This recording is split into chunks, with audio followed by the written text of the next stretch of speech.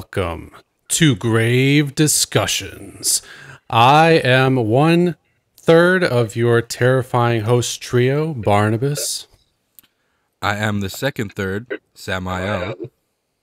And I am the third, the caretaker. Welcome, one and all. I am the fourth third. That is our fourth third. Welcome all to a new episode of Grave Discussions. And as you can tell, this is a very special episode because we have a very special guest. And this episode is called Spookier Things to Come. So we have enlisted a cult filmmaker who needs no introduction, but we're going to introduce him anyway. Frank Farel. I need no introduction. I can just rule the world. I mean, come on. That's right. Yeah, That's it. How you doing, Frank? Doing very well. Thank you guys for having me on. This is the first podcast I've done in a while. Oh, good to hear. Hopefully it's going to be a good episode. I think it's going to be a fantastic episode with you on. Frank, why don't you tell everyone who may be unaware who you are and what you do? Well, let's see. I am Frank Farel. I am a filmmaker. I have been doing this for years, for decades. But the films I am probably the most associated with and best known for would include Street Trash, which is sort of an international cult favorite for I don't know, so almost ever since it came out. It just seems to be as popular as ever. In fact, there's a remake that was just released theatrically last week by the director Ryan Kruger from South Africa. So, but I'm one of the makers of the original Street Trash, one of the producers, and I play the film's most controversial on-screen role, Which would be a man. The dismembered derelict. It said yes. My building is dismembered derelict, which doesn't really hint at the fact that my dick is cut off, but it is.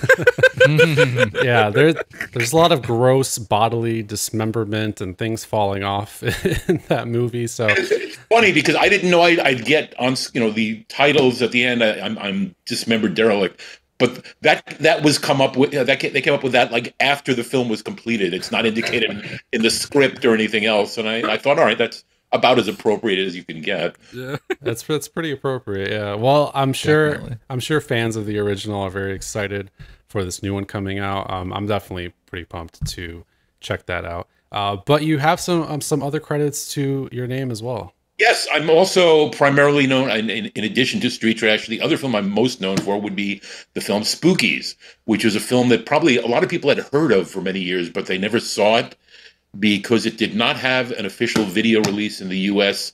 for 35 years since its initial release back in the 80s when it was released on VHS by Vestron Video. So and Spookies, amazingly enough, had its first real moment of glory when it was put out on Blu-ray. Suddenly fans all over the world started to see it. People started to like it more than I ever expected. And it's a film that, as some may know, there was a bit of controversy around it. It was myself and my partners were first to walk off. We had a crazy man sort of financing it and dictating to us every moment. And we eventually stopped. We got tired of the abuse and we walked off, and he couldn't finish the film. And he somehow got roped into getting a pornographer who was working in an editing room down the hall from where we were to finish the film for him. But she somehow conned him into spending another large sum of money to insert a secondary story that is now intercut into the movie and helps it in many ways not to make any sense.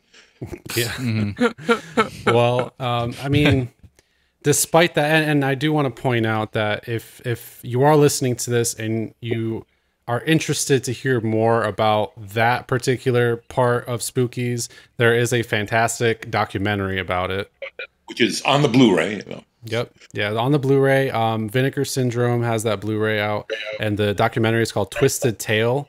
And if you do happen to watch that, then you'll learn a lot about it, and hopefully learn about not only the legacy and history of Spookies, but what went into it and the trials and tribulations that can go into filmmaking in general, right, because it's pretty wild. It's the kind of story that a lot of filmmakers deal with when they're trying to, do a low budget film, and whoever's in charge of the the funding, or whoever is worried about all those specific aspects of the film, there's usually a certain amount of tension and conflict between those factions.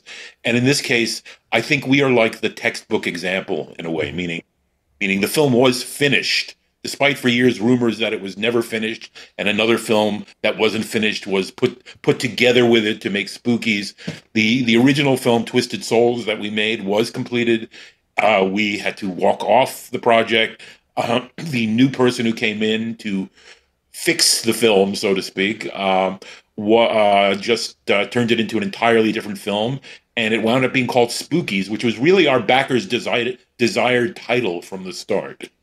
Oh, from the start. Okay. Yeah. Well, he kept pushing that, and we didn't. I mean, to me, and this is still the case. Spookies sounds like it's a kids' film or something.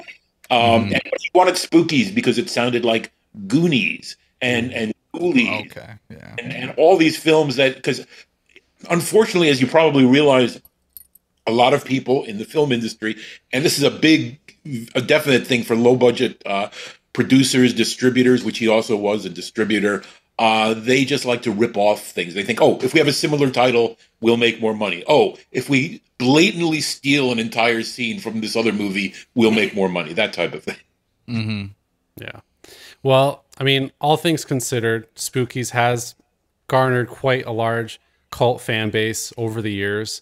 So, I mean, I think there is something to take from that. And I know, personally speaking, and one of the reasons that, our podcast was so excited to get you on, and we discussed this with you prior, but for the sake of the show, Samael and I have known each other for a really long time. And when he still lived here in Michigan, we actually caught Spookies not knowing about any of this, not knowing anything. It was a random. That's how most people catch it. Yeah, exactly. So, just a completely like random chance find for us. And Sam, you can go into more of the story, but It was just really super, super random because I was just browsing this like really shady website that had no security on it. It was just called creaturefeaturevideos.com. And I'm scrolling through. There's like cool, cover art. There's like The Night Brings Charlie. I was like, that seems cool. It looks old. I love 80s. Let's do it. And then I happened upon this cover art, and I was like, okay, Spookies is a little generic, your typical like Boo Haunted House title.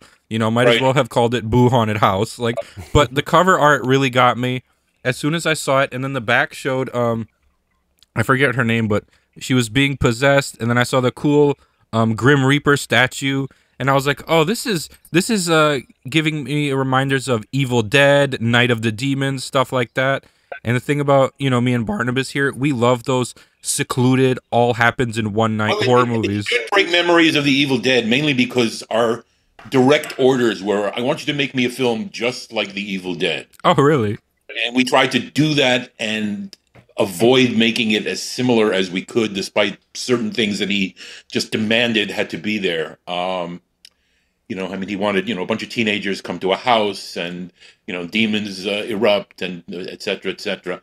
And we felt sort of compromised by that. We weren't looking to rip off other films. We already had another script we were trying to make at the time that he wasn't interested in, because it wasn't, I guess, enough like The Evil Dead. It was another not a haunted, but an old house thriller, let's say. And we made a deal with the devil, and we said, yes, we'll make your movie if you actually put up the money to make it. And we did. The one area we felt we could be as creative as possible with was to have a diversity of monsters and to make them as original and different as possible. Because, I mean, just going back to my days as a kid when I discovered monster movies, that was always the thing. It's like you're watching the movie and you're waiting to see the monster and you're waiting to see the monster. Now, at least half the time, the monster is a total disappointment. It never lives up to whatever is in your head. Yeah. And, and other times, sometimes it actually does satisfy and it's a good monster. But we wanted to avoid that. We just said, all right, every 10 minutes or so, there's another monster. And that aspect of the film, I think, is the one thing that still remains there. It wasn't, totally destroyed. That's what people seem to still like it for. I mean, aside from the totally schizophrenic, like a drug-induced hallucination.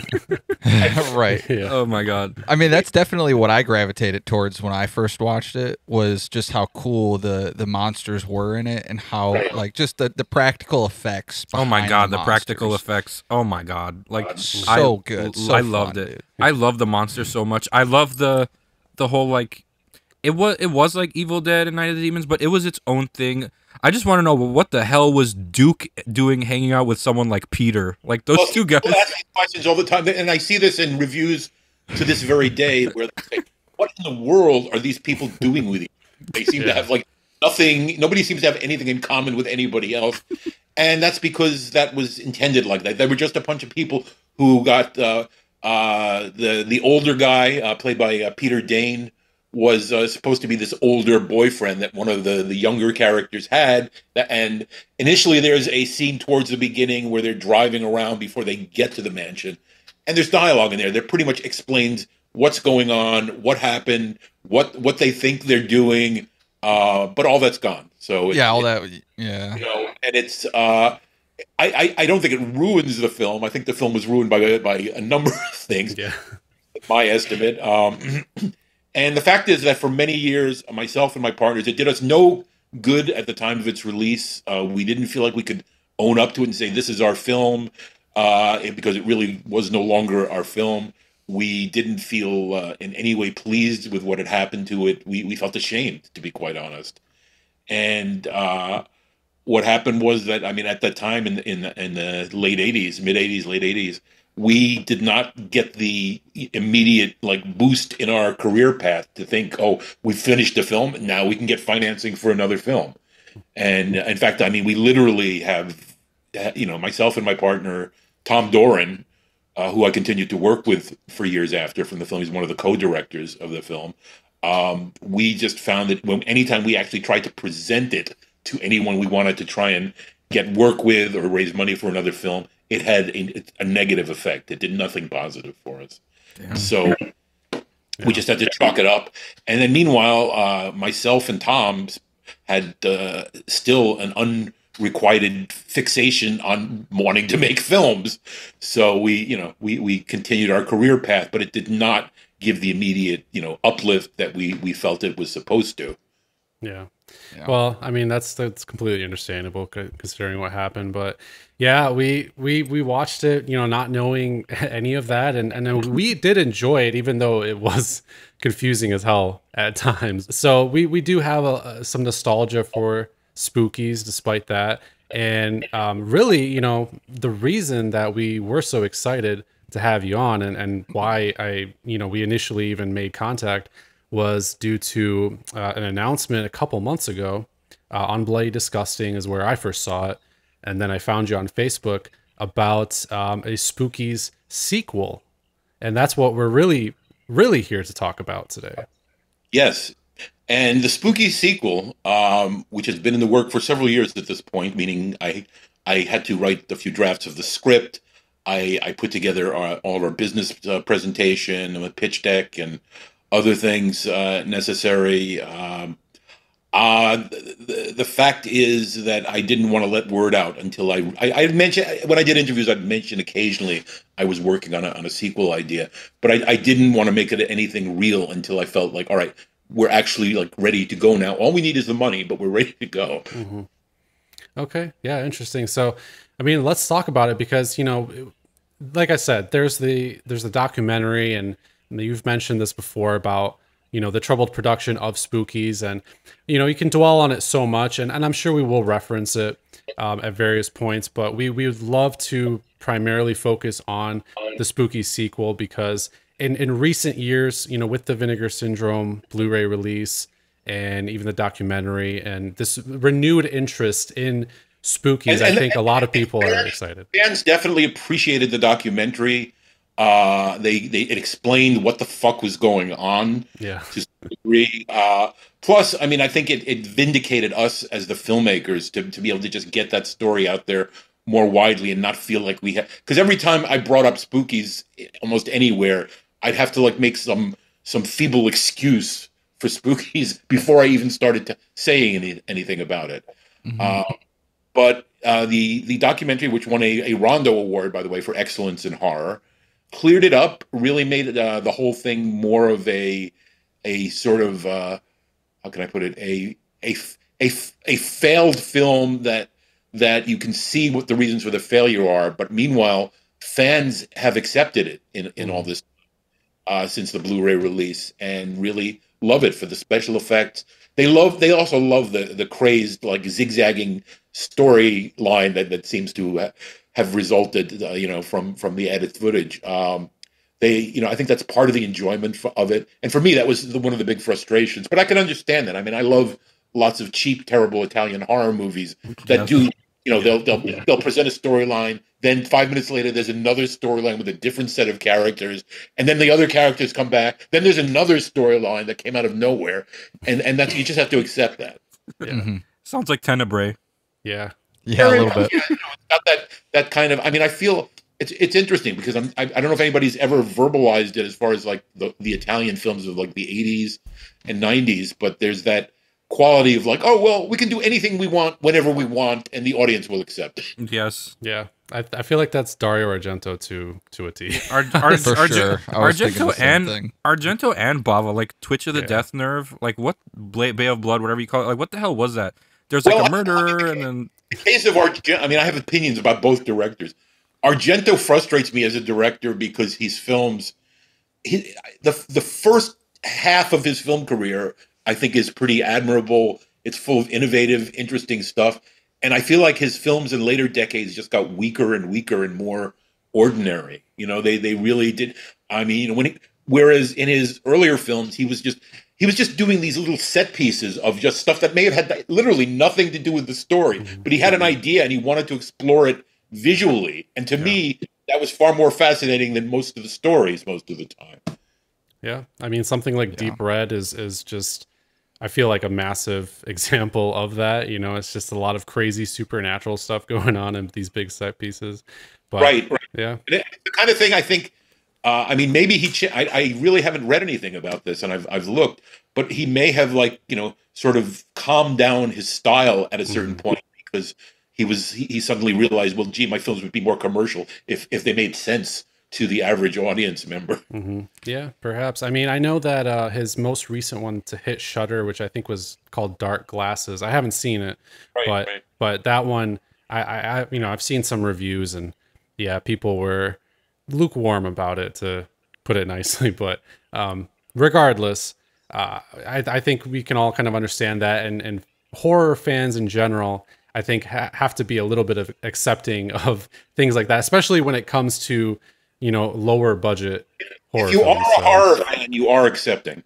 Yeah, Period, I would like to think so. Yeah. At least in your own ways. it depends on which branch of horror, because you got like all like the Rob Zombie fans and like the people who are just like straight Friday the 13th that are just like very not inclusive and like A film that is made like the Friday the 13th films, for instance, meaning it has a reasonable sized budget. It's essentially a Hollywood movie. And I mean, eventually, I mean, what was it? Paramount that was releasing them, if I remember. yes. Yep. I don't think there's as much wiggle room to say, oh, it's just a cheap horror movie, so it doesn't have to make perfect sense or be coherent. I think it should be coherent once you agree. a certain level. Yeah, but obviously, we know what happened with Spookies, but even a lot of more lower budget movies in the 80s that came out were admittedly at times a bit much plot wise, but it is what it is, and I think that's part of the charm. So The thing to realize, though, about a lot of and this goes, I think, more so for horror and exploitation films than, say, mainstream movies. There's a very, usually the people who are putting up money for these things, they're doing it because they want the profit. They're looking for that quick buck on a small investment.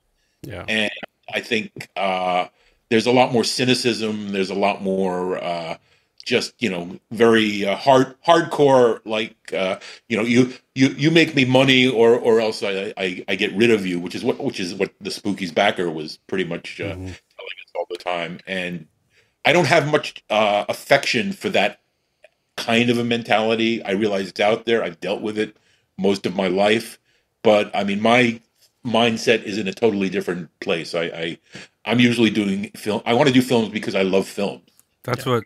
See, like I was gonna say, like I love people who love horror for the sake of like horror. You know, like the film is a passion project.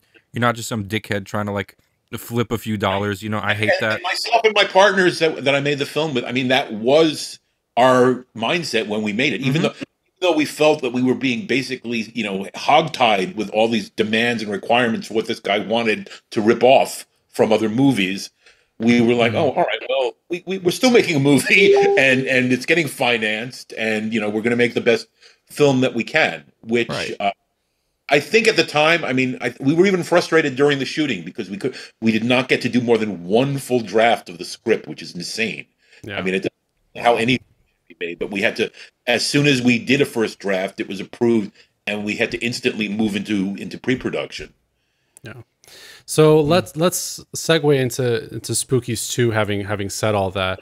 Obviously, we have a lot of questions, but you know, given what you just said, I think we'd love to know kind of your approach to a Spookies 2, to the sequel, in terms of not just the financial aspect of it, but you know, the story, but also I'm assuming that, you know, learning from the experience of Spookies, that you're going to take that and try to have ownership, or obviously do things a little bit differently with Spookies 2, right? Well, I mean, Spookies 2, you should realize, first of all, myself and my partner, Tom Doran, who unfortunately passed away in, I believe it was 2016, we continued to work together for years afterwards and wrote other scripts separately and together and alone. We still wanted to do anything we could to get to make further films. We went through years of utter frustration and, you know, slam doors and in our faces and etc. But we just couldn't stop. At one point, we just realized, all right, we have to keep doing this because we have to keep doing this, and we're not going to stop. So let's just keep plunging ahead as if we're going to be making films. So that was always our attitude. But I mean, any number of projects came, you know, this close to getting the money together. It didn't happen. You know, I sold scripts over the years and had deals going with various people, and films almost got made again and again. And it's very hard to stick with that, to tell the truth. And most people wind up, at least maybe early in their career usually, but even, you know, later on, they'll just say, all right, I've had enough, and decide no more of this, because it's a constant matter of knocking your head into a brick wall, pretty much. You have to really believe in yourself, or have enough brain damage from the brick wall. Yeah, definitely. Yeah, I get that feeling. You know, being Bart and I being filmmakers ourselves, we've had our troubles, you know, throughout different various shoots and issues and all sorts of things. Maybe not to the extent that you have, but you know, it's sometimes it gets it weighs on you very heavy. You know, it makes you think, like, is this the right path? But constantly, you know, always tell ourselves, yes, it is. You know, it is. It's most likely to cause you great pain, one way or another. Yeah, great pain, but with great pain can come, you know, great achievements. Oh, true. So, I mean, and all filmmakers I really admire and have learned the most from, you know, usually were obsessive and fanatical, and, you know, and a lot of them, if they were, whether later in their careers or sometimes right at the start of their careers, you know, sort of shackled by having very low budgets. I mean, you mentioned Mario Bava a moment ago. Mm-hmm. From what I have read, and I can't believe this is true, but Mario Bava, after the first few films he directed, his budgets literally got slightly lower with every film. That's funny. Dang. So, you know, and the attitude in cases like that is usually the producer saying, "Well, if we just spend a little bit less, they'll never know the difference." But I think after a while, you know the difference. But Bava, you know, his films, even though I think his later films are nowhere near as good as his early films, I feel like he was always trying. He was always attempting to do something of interest, to give it some artfulness. You know, I feel there are a lot of filmmakers like that throughout the history of cinema. Mm-hmm. Yeah, most definitely. Well, I think I saw a comment that you posted somewhere saying that, well, obviously you're currently looking for investors for the sequel. So, I mean, I do have to one. We've just started. A couple of companies have seen it, but we haven't even officially started to get it out to companies on a Okay. real. Okay. Well, how big, I guess, are you hoping to go? I mean, obviously, I know it's impossible to tell at this juncture, but what's your vision for this as far as the kind of scope you want for Spooky Well, City? I budgeted it at about a couple of $1 million, which is approximately. I sort of calculated that in terms of what we spent on the original Spookies and transferred into today's dollars, that the cost would have been slightly under 2 million. So that makes sense to me. Although I have to admit, my script is like so much more ambitious than that. That I mean, we'll see what happens. We haven't gotten down to the brass tacks and really started to put things together solidly. But I mean, I just wanted to let my imagination go as wild as it could, and I did. And I kept waiting, especially when we approached some of the people that will be doing the special effects, all practical effects, I might add. That I was waiting for them to say, "All right, Frank, you can't do this unless you have $50 million."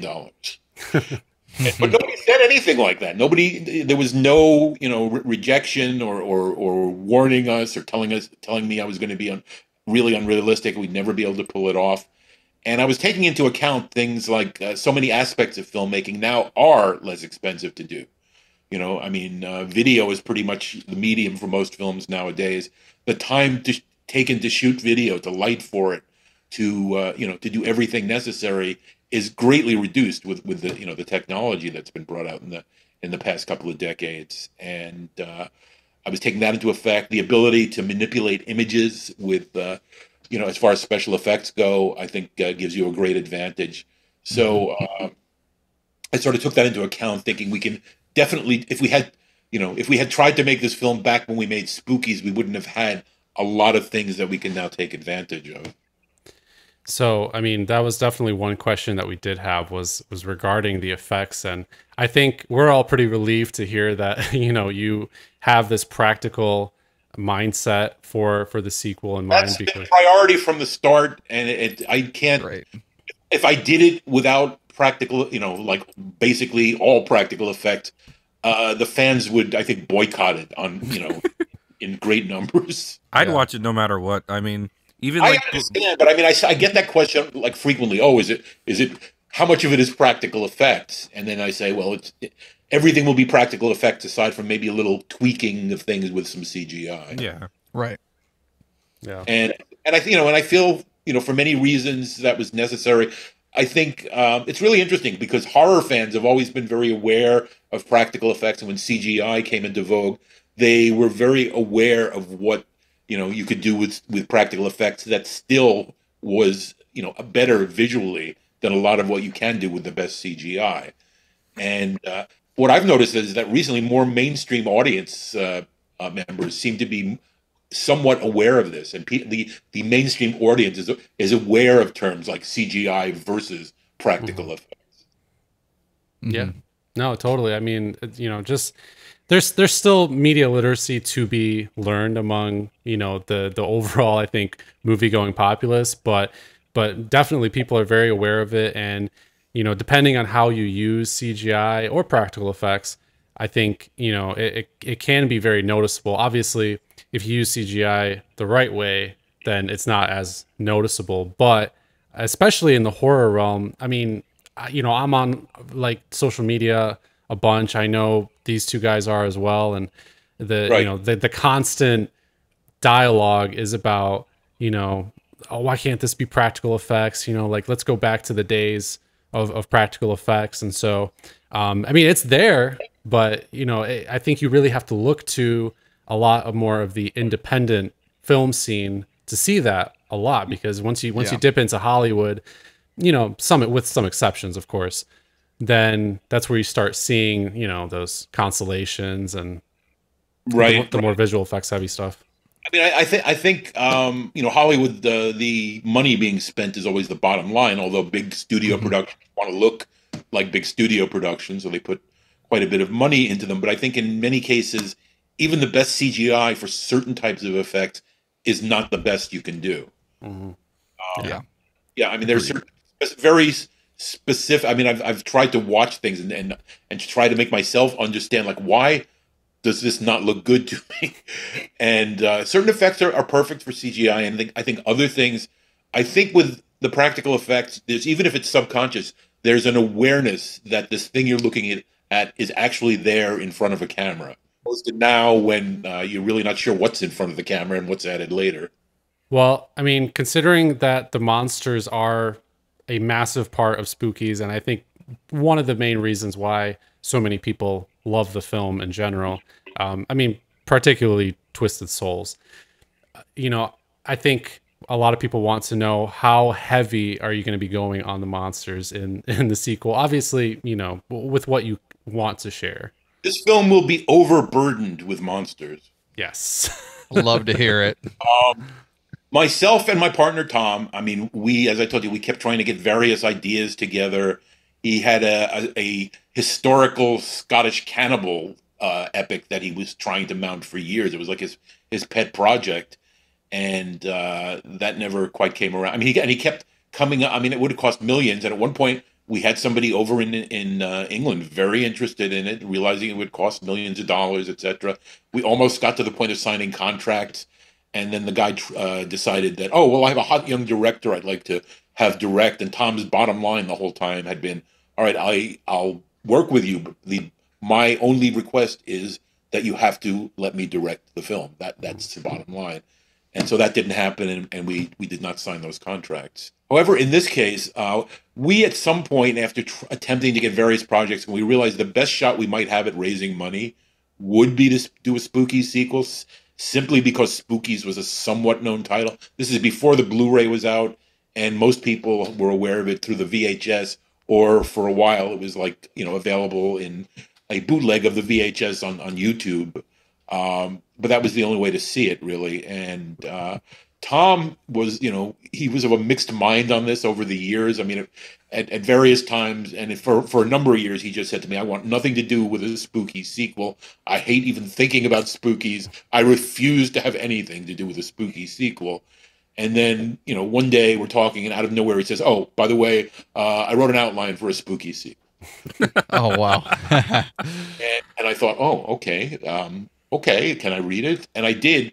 And Tom was a really imaginative guy, and I really respected him. And we continued to work together because we sort of had respect for each other's creativity. We were very good at critiquing and, you know, adding to, and, you know, we collaborated very well together. Hmm. And he wrote this, and it was like, in my mind, it was perfect. It was, and I described what the film is that I want to make here as an anti sequel, as it's in many ways a reaction from the filmmakers concerning what happened to their first Spookies film. Okay. Yeah. And I'm not sure how many sequels have been quite like this, really. And I was thinking about this the other day. The only thing I can think of that might have somewhat of a similar tone is, like, I don't know if you've ever seen Beyond the Valley of the Dolls, which Heard of was, it. well, I know Valley of it. the Dolls I was have a not. top-selling novel. It was made into a movie, a dramatic movie in Hollywood, and then they wanted a sequel, and for in some, I guess, somewhat misguided reasons, even though I think they were well decided, they got Russ Meyer, who was known for making, you know, softcore porn. Basically, I think he's probably the best softcore pornographer that ever lived, and they gave him like quite a bit of control, and he just basically did a satire of the first film. And I don't think the studio was aware of this. I think they sort of didn't know what to do with it or how to market it at the time. But as I said, it was sort of his response to what the other film was. He was mocking it, and we're doing that to a great extent here with Spookier. Um, we you know, we sort of had lots of, you know, emotions connected to what happened to the first film, etc. But we're doing a little bit of direct. We're poking fun to some extent at some of the people, like our backer, the director of the other film in meaning that there are characters that are not exactly modeled precisely after them, but they reference them, and I think the overall plot sort of about the wealthy and powerful taking over things that people are trying to do that they really care about. The film, the story takes place in the town that the mansion in Spookies was in, and there's only briefly a scene at that mansion at the beginning of the film, which is entirely there for fan service.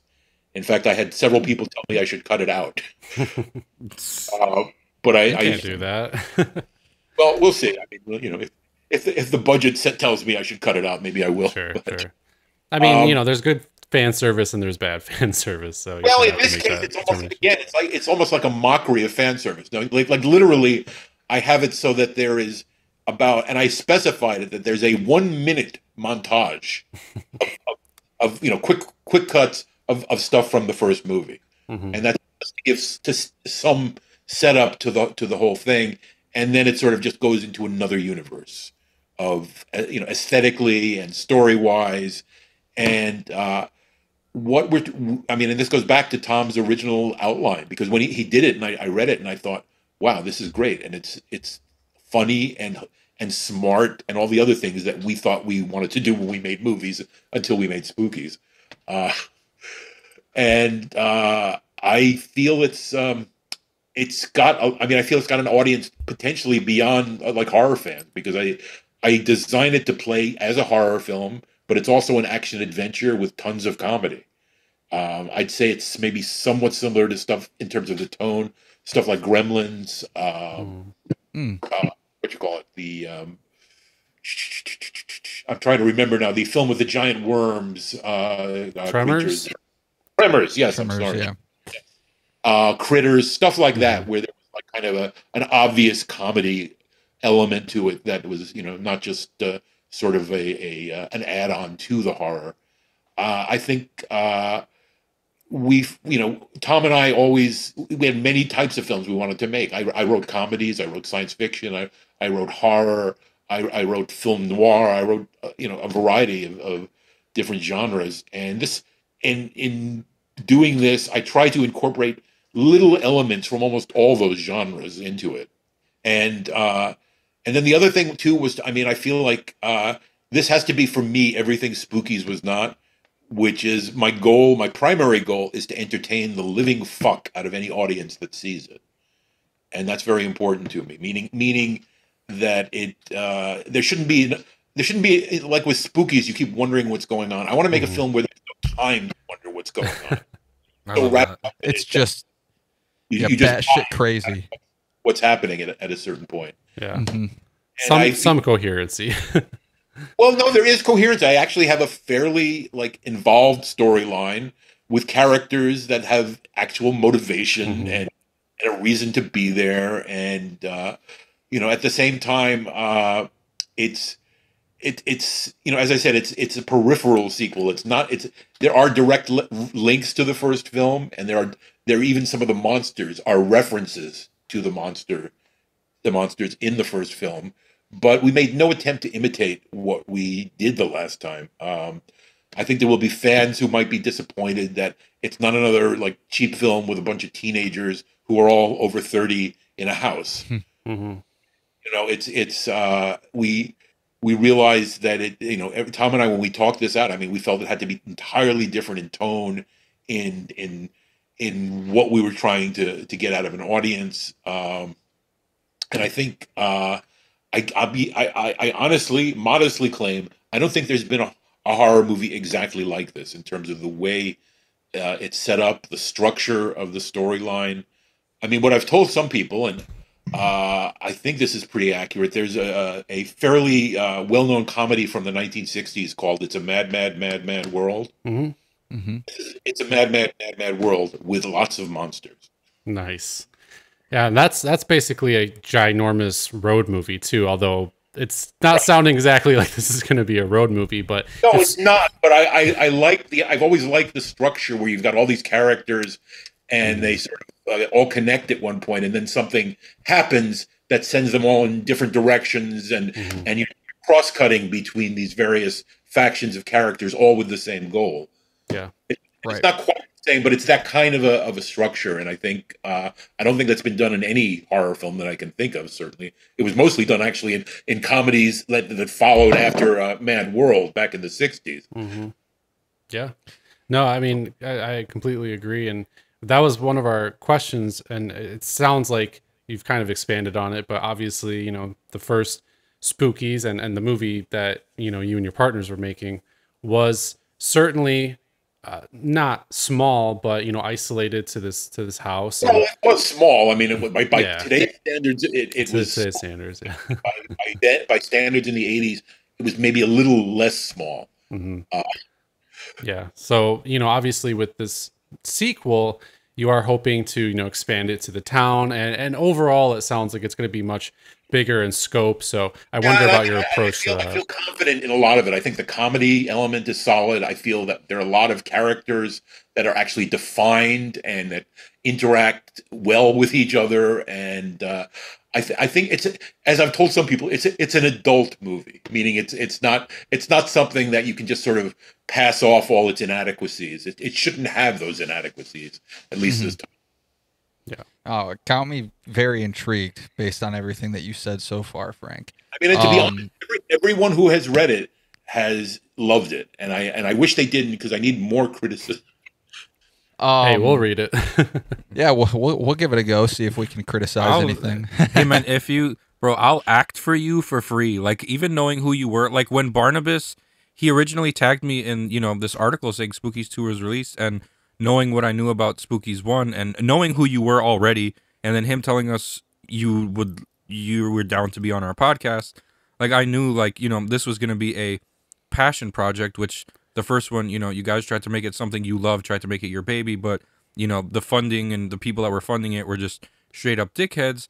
And now, like, knowing that this is all going to be you, this is from your heart, like, this is going to be a movie that you wanted to make. Yeah, I mean, is what makes me excited. This one fails to please audiences and turns out to be another misadventure.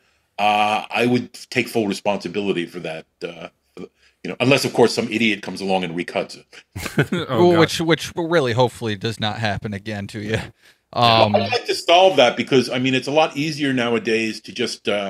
If we had made Spookies during the current era, we could have gotten probably our complete cut released and the later cut on the same Blu-ray or something like that.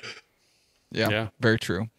So I know you already kind of touched base on it, talking about the initial idea that Tom had, but I mean one of my main questions was, I was curious to know how long you guys have been, or you have been thinking of this, or you and Tom have been thinking about this idea, and how much it's changed over the years. Tom came up with this idea in 2013, so almost 11 years ago, right? Okay. And we talked about it, etc.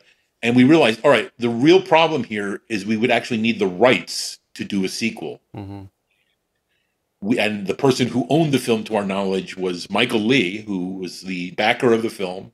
He was the king of video in England, if you know anything about the video nasty era. Oh yeah.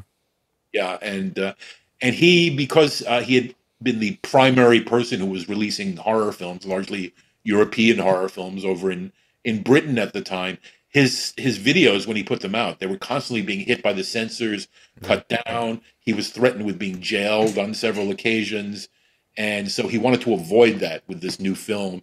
And so his dictates were, you can't have a lot of blood, you can't show any dismemberments, you can't have zombies, and so this whole list of what we couldn't do. And we originally had a climax that had zombies. We eventually, in our script, changed it to a climax with ghosts swirling around the mansion. But unfortunately, because we walked off the project, a member of our team was supposed to be doing these optical effects. They never happened. He was stuck with a film that really didn't have a completed climax. And so when the new filmmaker who he hired, she added all this additional stuff, and it became, if you watch the film, it's so bizarre, because I mean our first rough cut was like 2.5 hours long, as most rough cuts are. They're far longer than the finished film because everything is very loosely cut together. You're just trying to get, the assembly of the basics into some kind of coherent order. And she wanted to do this specifically to get herself a real directing credit, which she did manage to do. However, I think that the film still sort of survives what was done to it in terms of the audience reaction nowadays. As we sort of mentioned earlier, I mean, the fact is that the special effects shine through despite whatever the hell is going on. And that means a lot because at the time, we started working with a few people that were young. I mean, like we're talking about late teens, early 20s, that had not really done feature films for the most part before. And we had these people that we had been working with on some other projects that we had done. We had a couple of features that we looked to raise money for that we did promo reels on, and we had stuff we'd shot with them. But, nothing this ambitious, certainly. But the fact, I mean, I'm very proud of the fact that of our special effects crew. I mean, Gabe Bartalos went on to work on the Basket Case films, to create the Leprechaun character, to do dozens of major Hollywood movies. I mean, he's the top name in the effects field. Similar thing with Vincent Guastini, who came into the production, like, he wasn't there right at the beginning, but he came into it sort of at a certain point, and he, again, these very young people, but extremely creative, very, very focused on what they were doing. It really just, it gave us a huge plus. And then there was Jennifer Aspinall, who went on later to win Emmys for Saturday Night Live makeup, has continued working on major TV, I think primarily TV, in the years since. And she is the uncredited creator of the actual look of the Toxic Avenger for Troma. Wow. Which she did before coming on to Spookies. I had no idea about that. Yeah, I didn't know that either. That's pretty cool. I don't think I don't think they feel any need to specifically credit her for that. Sure. Yeah. So I mean, so Tom's idea, for the sequel then was pretty much always this kind of like anti-sequel, reference to the original. Part of it, but he also, our feeling was we want to have like a real story with real characters that you care about. And there's a whole the main plot is really not related to the monsters. The monsters just sort of come into the situation and complicate it and change things for everybody. But I mean, we were very aware that we also, I mean, because we, like I said, we all both loved all kinds of films of many genres, that we wanted it to have various aspects of things that we really loved. I mean, I write a lot of comedy, so I really wanted the comedy element to play out. So I mean, so it's really, it's like it's got this sort of almost 1930s screwball comedy type of a thing where there's lots of characters, lots of fast dialogue all over the place. An attempt to give it some kind of a heart, I think, is really yeah. Yeah. So I know you kind of referenced it earlier, like obviously with the anti-sequel and everything, but I am curious to know, like, even dating back to the original Spookies, what some of your inspirations for to make Spookies, and what some of your inspirations are to make Spookies 2. Hey, we'll give you money if you'll make Spookies, because we had another, like I said, another thriller that took place in an old house that we wanted to do that I think was a better script. Yeah. And this guy just didn't, and it was in that particular script, there was one central monster. And our backer, he wanted his Evil Dead ripoff because that's what he felt would make him a profit. And so he was he was mostly concerned. I mean, our initial meetings about this were him, just essentially repeating over again. Oh, and they walk into the next room and there's a monster, and they open a door and a monster pops out, and then they go down the hall and there's a monster and it pops out, and and so we realized what was wanted more or less, and we had to go that route. I think also, I mean, at the time, and I didn't realize this until later years, but I look at the other similar types of films with similar effects from that period.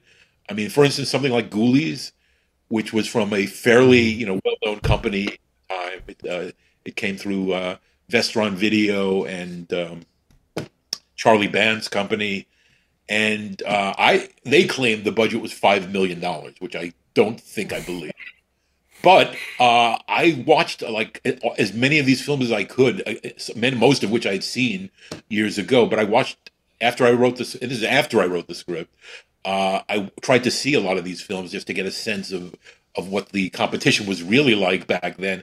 And a lot of these films, including Ghoulies, don't match up to the effects in Spookies. No, they don't. They're not as interesting. They're not as well designed, and the manipulation of them is better.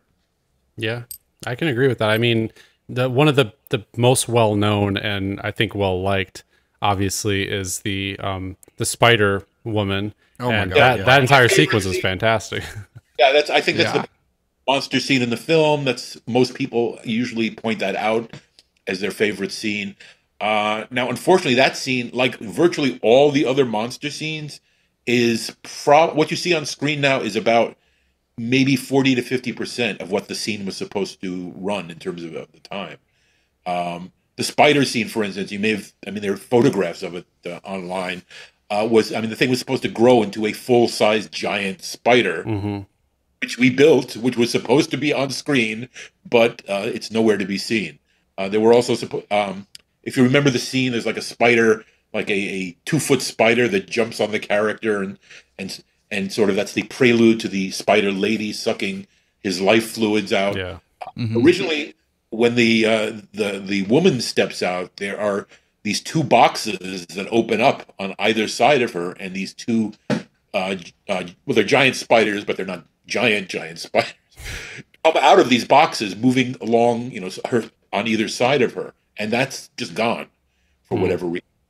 And things like that still just tremendously frustrate me in terms of, for some reason, this woman decided that stuff was not worth keeping, but her added footage, much of which is just padding, is included. And I think it was a matter of her deciding that she wanted about half the movie to be her own footage. And that's literally how it's cut.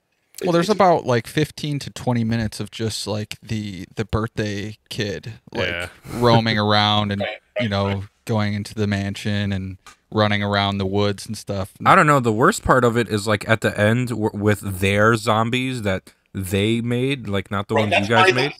My least favorite part of the film. I swear.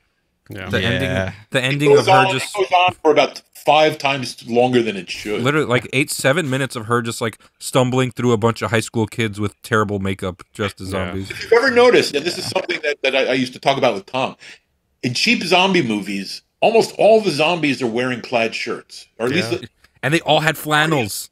Because when you make a cheap zombie movie, you go to the local Goodwill or whatever and go through their clothing, and you're pulling out, among other things, lots of plaid shirts.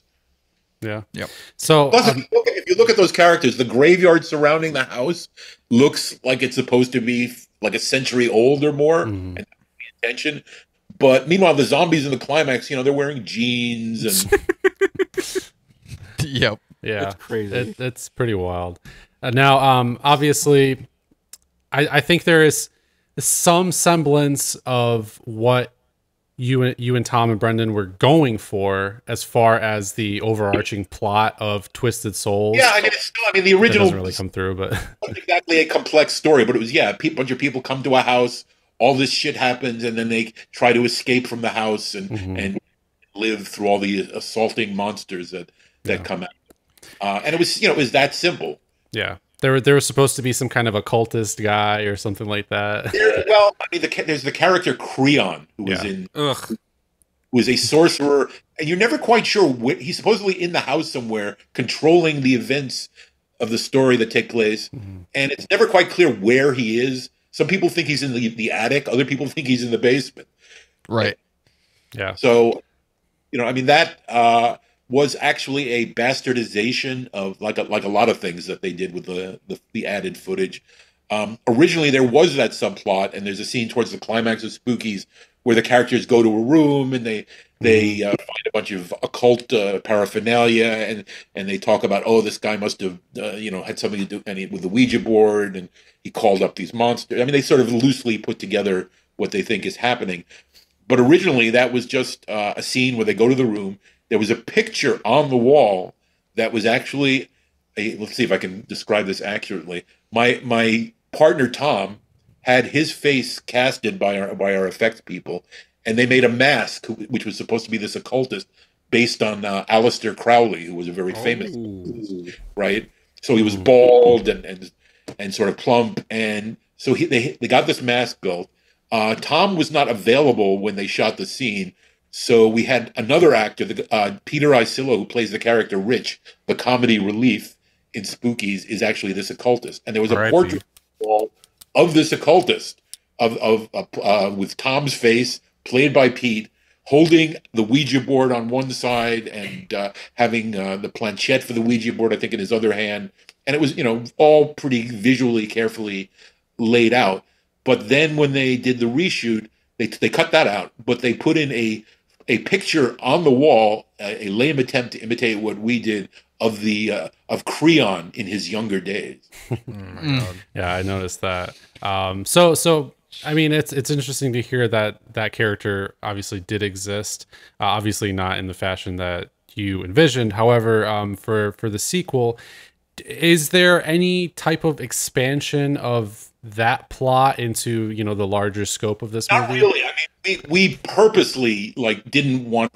I mean, when I say it ends and it's got like a montage that references the first film, it was literally I mean, I treated that all right, like I said, it's fan service, and so we have to do this. So all the people who are going to complain if we don't do it will not complain, and and then hopefully they'll shut up and just go along with what we're giving them.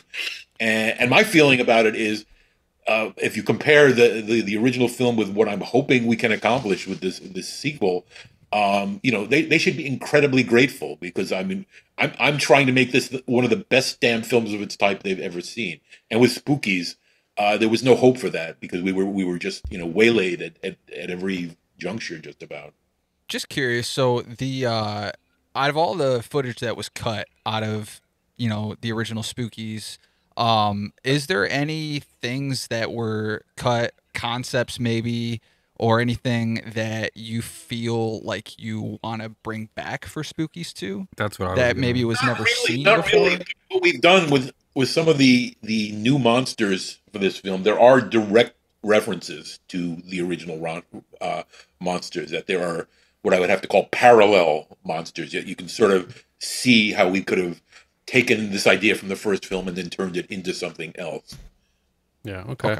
I was going to mention before too, as we were discussing kind of like you were discussing the humor and everything else, clearly this movie is not coming out, just a few years after the original film. So culturally there have been, significant shifts as well. And I know you described some of the humor as screwball, but 80s movies and modern films are definitely much different.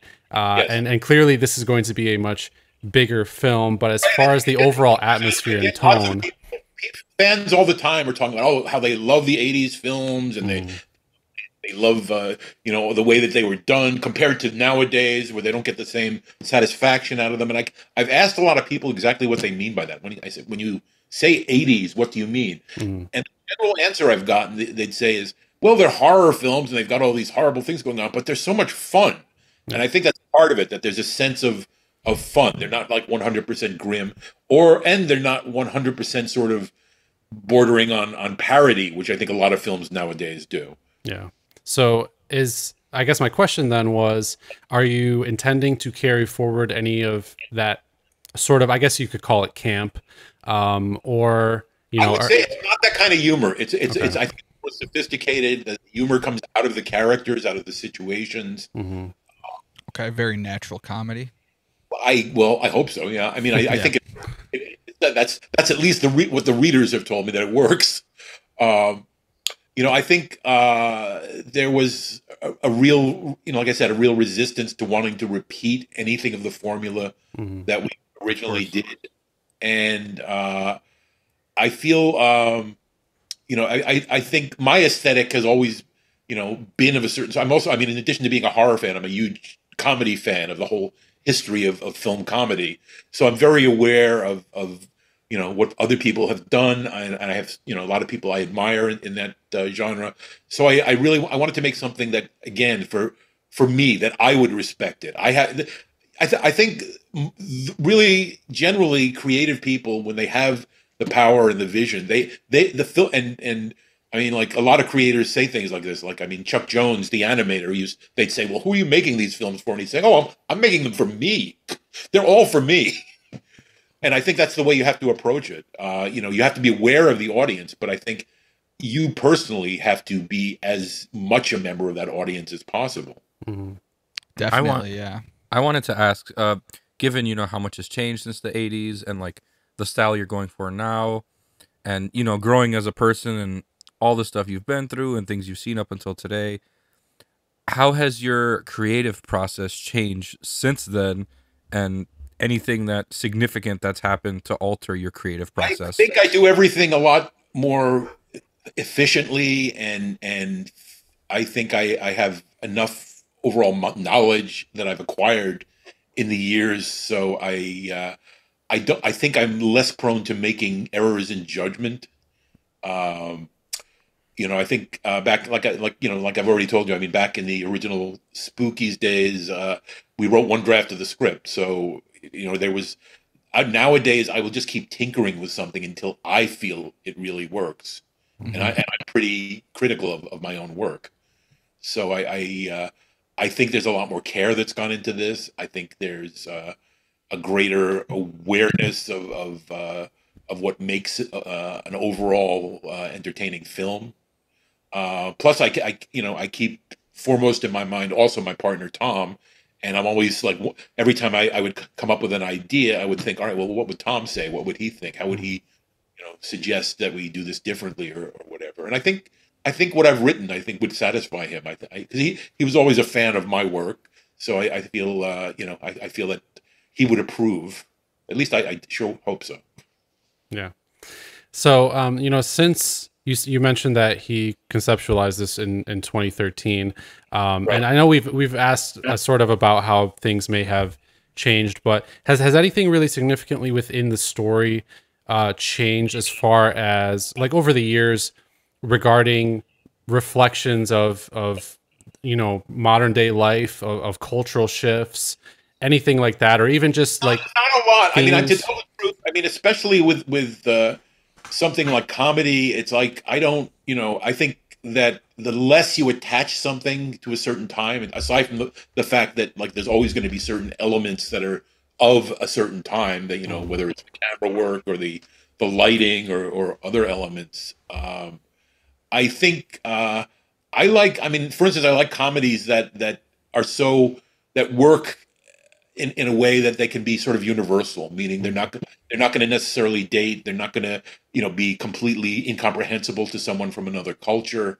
I think because I always keep the audience in mind. I ran movie theaters, so I got very used to gauging audiences' reactions, and I think I feel like this is going to be. This is like our graduate thesis or something. This is, this is a chance to like, as I said, this is a chance to show what we could actually do. We could have done maybe even back in the days of Spookies, if we hadn't been sort of forcibly put in a position to make something that we personally would have chosen not to make. Yeah. Not to make it the way it was, in any case. Mm-hmm. Well, regarding the horror elements themselves too, I mean, horror as a genre has shifted a lot. I mean, you still have movies similar to what you're going to be making, and right. I mean, we actually love this movie called Psycho Goreman that came out pretty recently. Yeah, so very similar. But on the other hand, you have theatrical releases and what people like to call elevated horror, which we don't really like to use that term on this show. However, I do wonder, as far as the horror elements go in Spookies 2, have you taken any inspiration from any of these new techniques, themes, or just general kind of attitude about horror? Not really. I think it's a matter. I mean, I just let my mind go. Most of the stuff that is in the actual script is stuff Tom came up with in his 8-page outline years ago. I added some stuff. I added some monsters. I changed things around. I connected a lot of the story elements and characters in ways that we hadn't discussed initially. I mean, I have to say that if the film will play for me, I feel that it will work for audiences. I mean, and that doesn't mean that that I think I have the supreme judgment or something. But it's Sure. I'm very used to sort of I'm a big believer in the audience being right. If you know what I'm saying, that if something doesn't work for the audience, that you have to reconsider it. And we did that. I mean, back like with things like Street Trash, when we run the rough cut for people, which we did dozens and dozens of times, we'd get, if we got a certain number of people saying, oh, this doesn't make sense, or something that was supposed to get a laugh was intended to get a laugh, we'd either get rid of it or find some different way to cut it or something that maybe made it work. But I think, you mentioned Psycho Gorman. I liked Psycho Gorman and what it attempted to do. I think we're going in a slightly different direction. With Psycho Gorman, they were like blatantly, trying to look like a Japanese TV show, like this Power Rangers kind of. Yeah, very much that type of a feel where you're not for a minute accepting this as real, but you're buying it anyway. It doesn't matter. But I think I want to be able to. I want the monsters. I don't want them to be goofy, but I want them to have personality, and I want them to have. I want the monsters to have the ability to get a laugh when we want them to. I think I also want to do things, I guess, differently than I've seen them in a lot of films. I mean, for instance, I don't know if you've ever seen I'm very big into Hong Kong films and Hong Kong horror movies. I love, but there are movies from like the '80s, like A Chinese Ghost Story. Yeah, that. And the first time I saw that, I was amazed. It has like these huge, elaborate, like essentially what are puppet effects of like tentacles and monsters, and there's like the demon woman with the giant tongue that's like slashing out at everybody, and it's interesting because a lot of those effects, there's a certain crudeness to them, and they don't always quite come off. But the first time I saw that, I was like, wow, they can't quite actually do this. But they're going right ahead with it as if they have millions of dollars, they don't give a fuck. It works because it's just got so much like momentum to it. Generally, Hong Kong films in general at that time had a lot of momentum. So I think there will be a different approach to the monsters. Plus, also in the original Spookies, I mean, we ourselves and our effects team, this was like really our first big moment doing a feature film, and we made a lot of mistakes, and we didn't quite know the best way to do certain things. It's just like with Street Trash, when we did the first couple of melting scenes, they didn't work because we didn't have time to rehearse, we didn't have time to test things, so we'd get out there, and then like whatever was the fluid that was supposed to be coming out of somebody's body in Street Trash wasn't quite viscous and liquid enough, and so it would just be too slow dripping down, and then we'd have to go back and say, all right, no, we have to reformulate this, we have to refigure out so we eventually got it so we could pull it off, but it's now I think to be working with people who started out with me who didn't really have a full grasp of everything that's involved, who are now top people in the business and innovators and really do understand that and have remained very loyal to the idea of practical effects. I mean, these are guys, they're artists, and they could go right ahead and be involved in things that are very CGI oriented if they wished. But especially Gabe and Vince, they're still doing practical effects, and it's interesting in that they both still work for low budget producers and top Hollywood producers. Yeah. No, I think that's a testament to the fact that they just love what they do. And actually, I was going to ask if they are working with you on Spookies II as well, or if you have a different thing. Yes, no. Oh, okay. Vince and Gabe have already agreed. I mean, as soon as I mentioned it to both of them, they were immediately, "Oh, that's great! I'm on it. Sign me up." I mean, they had no question about doing it. I mean, I think they're grateful to the to the first film for giving them the start of their careers. But I also think, I maintained relationships with them. There was still a lot of respect there. They both liked the script.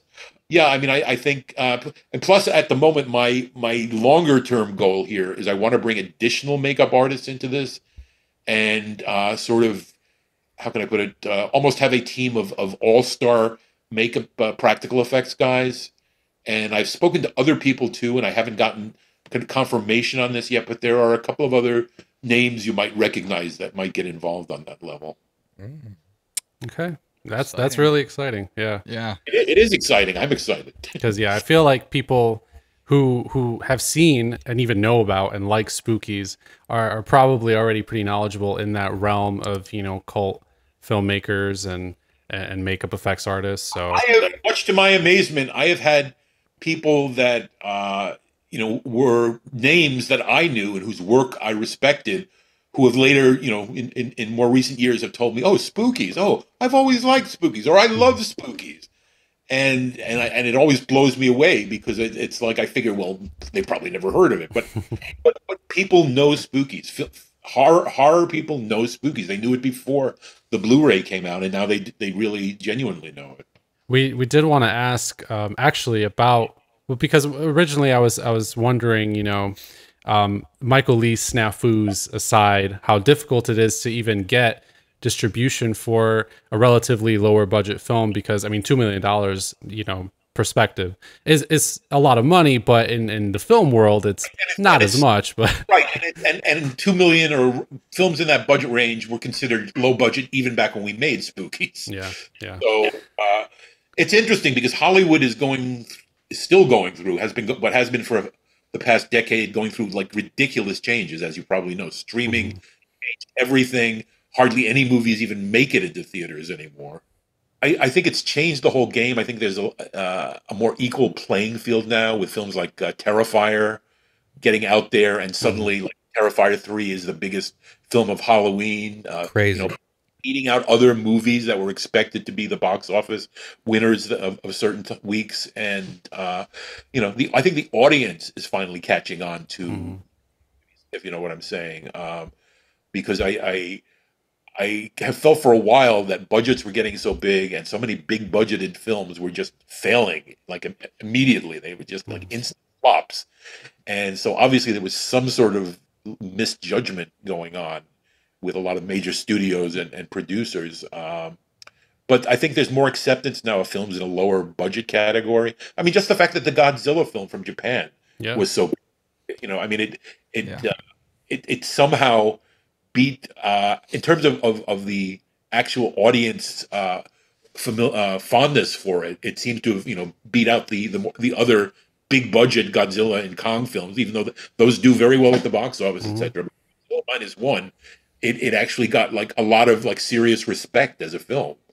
Oh, I personally preferred it to many of the Godzilla films that I've seen, which is most of them, honestly. And I think it's just a matter of that passion and quality, like you mentioned.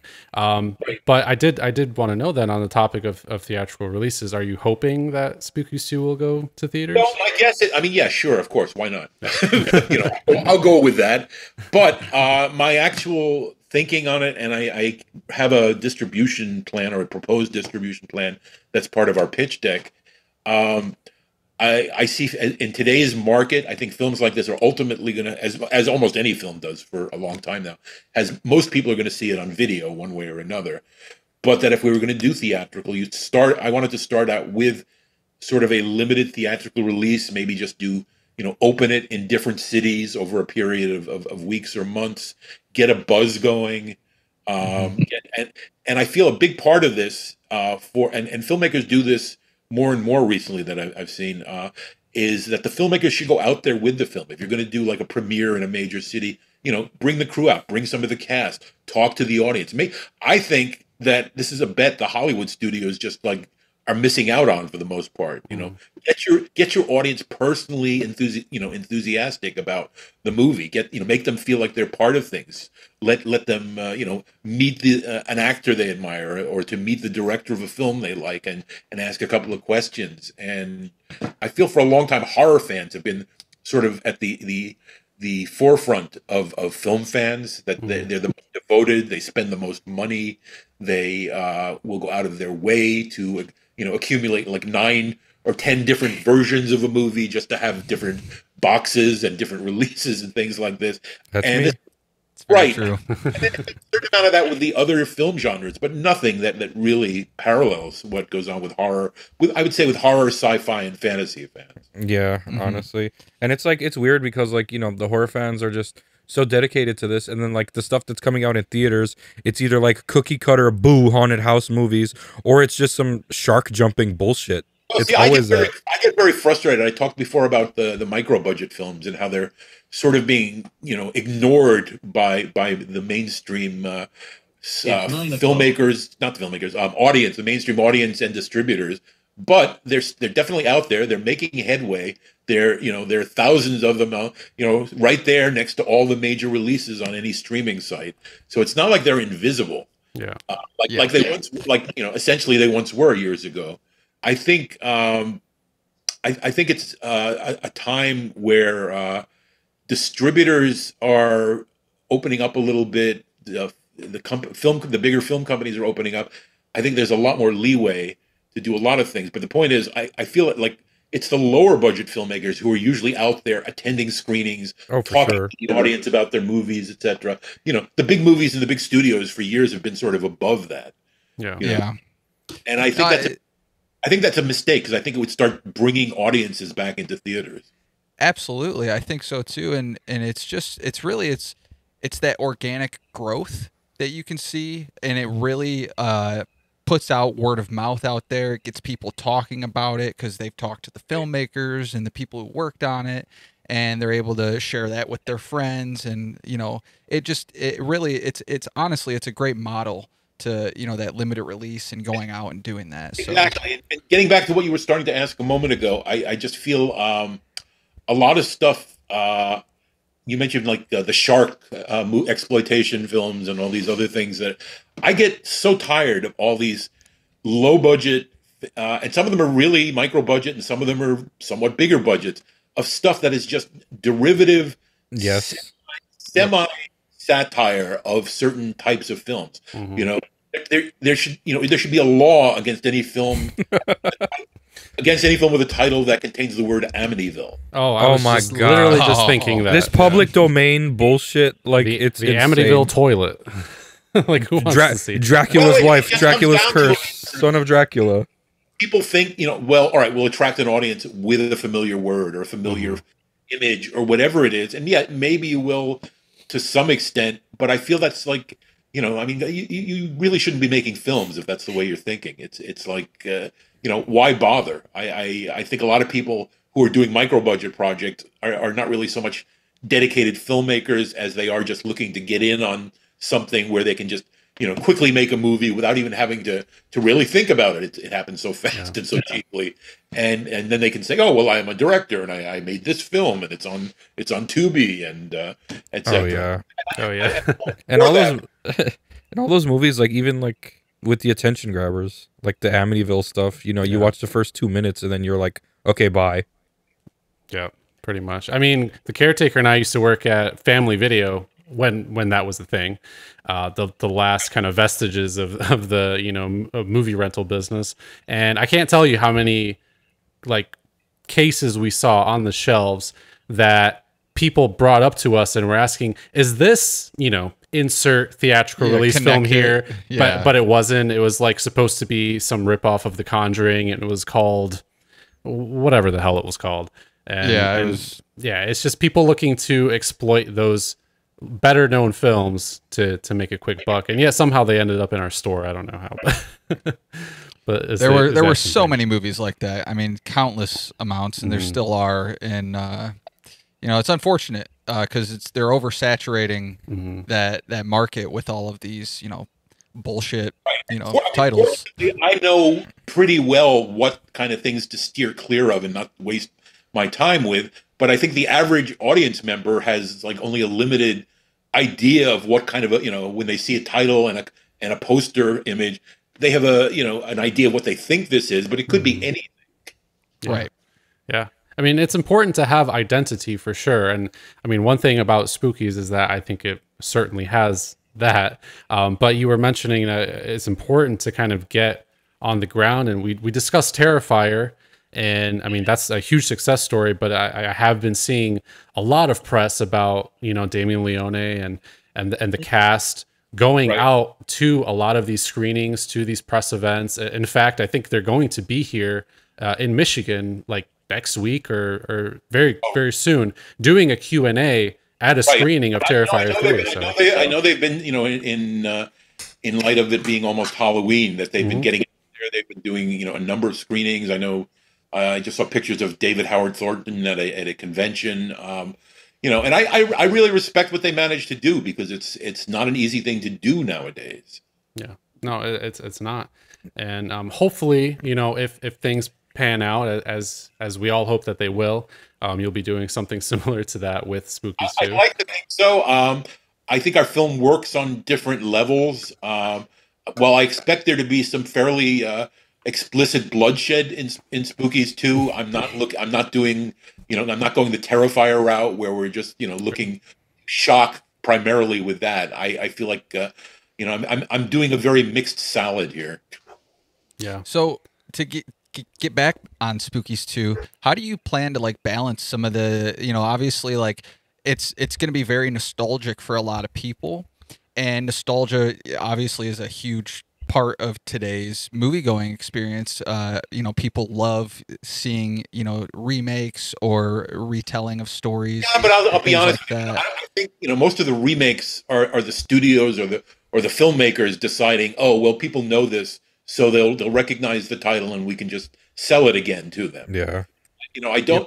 I feel there is a certain amount of nostalgia, but nothing that we're doing or that I've written or anything Tom and I initially discussed has to do with nostalgia. It has to do more with what we like in films, what we feel we're capable of, what we think we can do to entertain.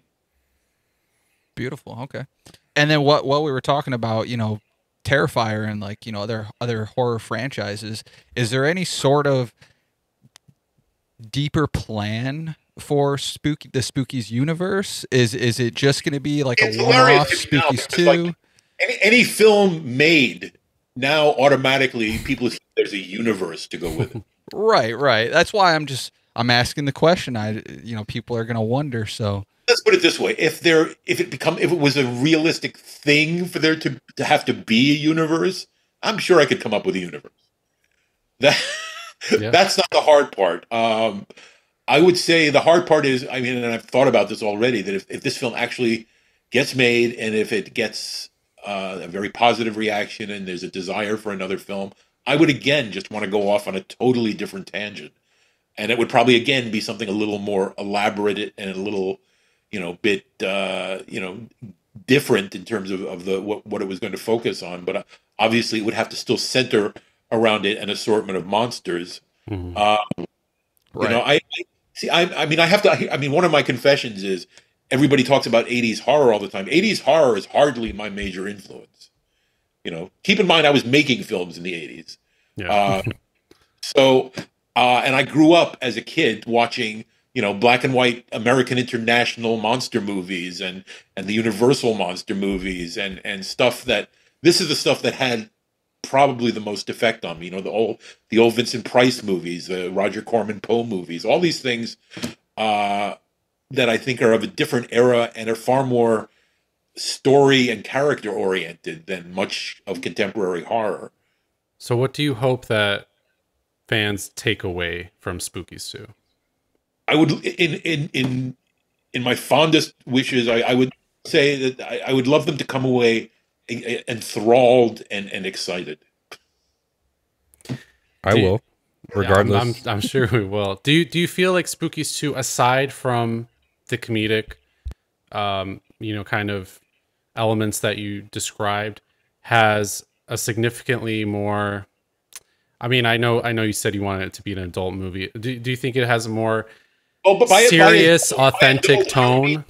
so much adult in terms of like that it will get an R Oh rating no, for sure. sex. We'll get an R rating probably for things other than sex. No, but more Right, no, serious, absolutely. more kind of serious, more It's a real movie. I in felt tone. like the first Spookies I felt was just had an incredibly thin story concept. Hmm. We never, the fact that we never wrote more than one full draft of the script to me is like, I would be ashamed to tell people, except for the fact that it just strikes me as funny at this point. Yeah. Yeah. Well, I mean, obviously, we do hope that it is also entertaining. It's sometimes difficult to strike that balance, but I mean, from what we have seen of the first Spookies, I think that we're all pretty confident that it will ride that line and do it well. So If nothing else, I promise this will outdo the first Spookies. nice.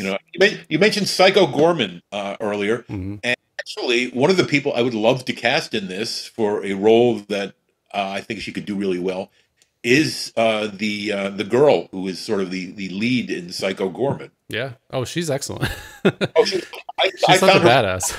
That's the whole point. I found her performance hilarious. It really worked. Yeah. I'd love to Absolutely. be like murdered in it, or like, you know what? I'll fly out to, where is it, New York? I'm in Indiana. I'm not Well, super far. Like, I hate to disappoint you, but there are only a limited number of roles for people that can be murdered. Part of the way that I hope to save money. I mean, it's about it takes place in the town, but the story arranges it so that the town has essentially been taken over by this huge corporation. It's actually caused the destruction of the town after a few years of prosperity, and so the town is essentially people are moving out, and we join proceedings when there's only a handful of people still living in the town. Mhm.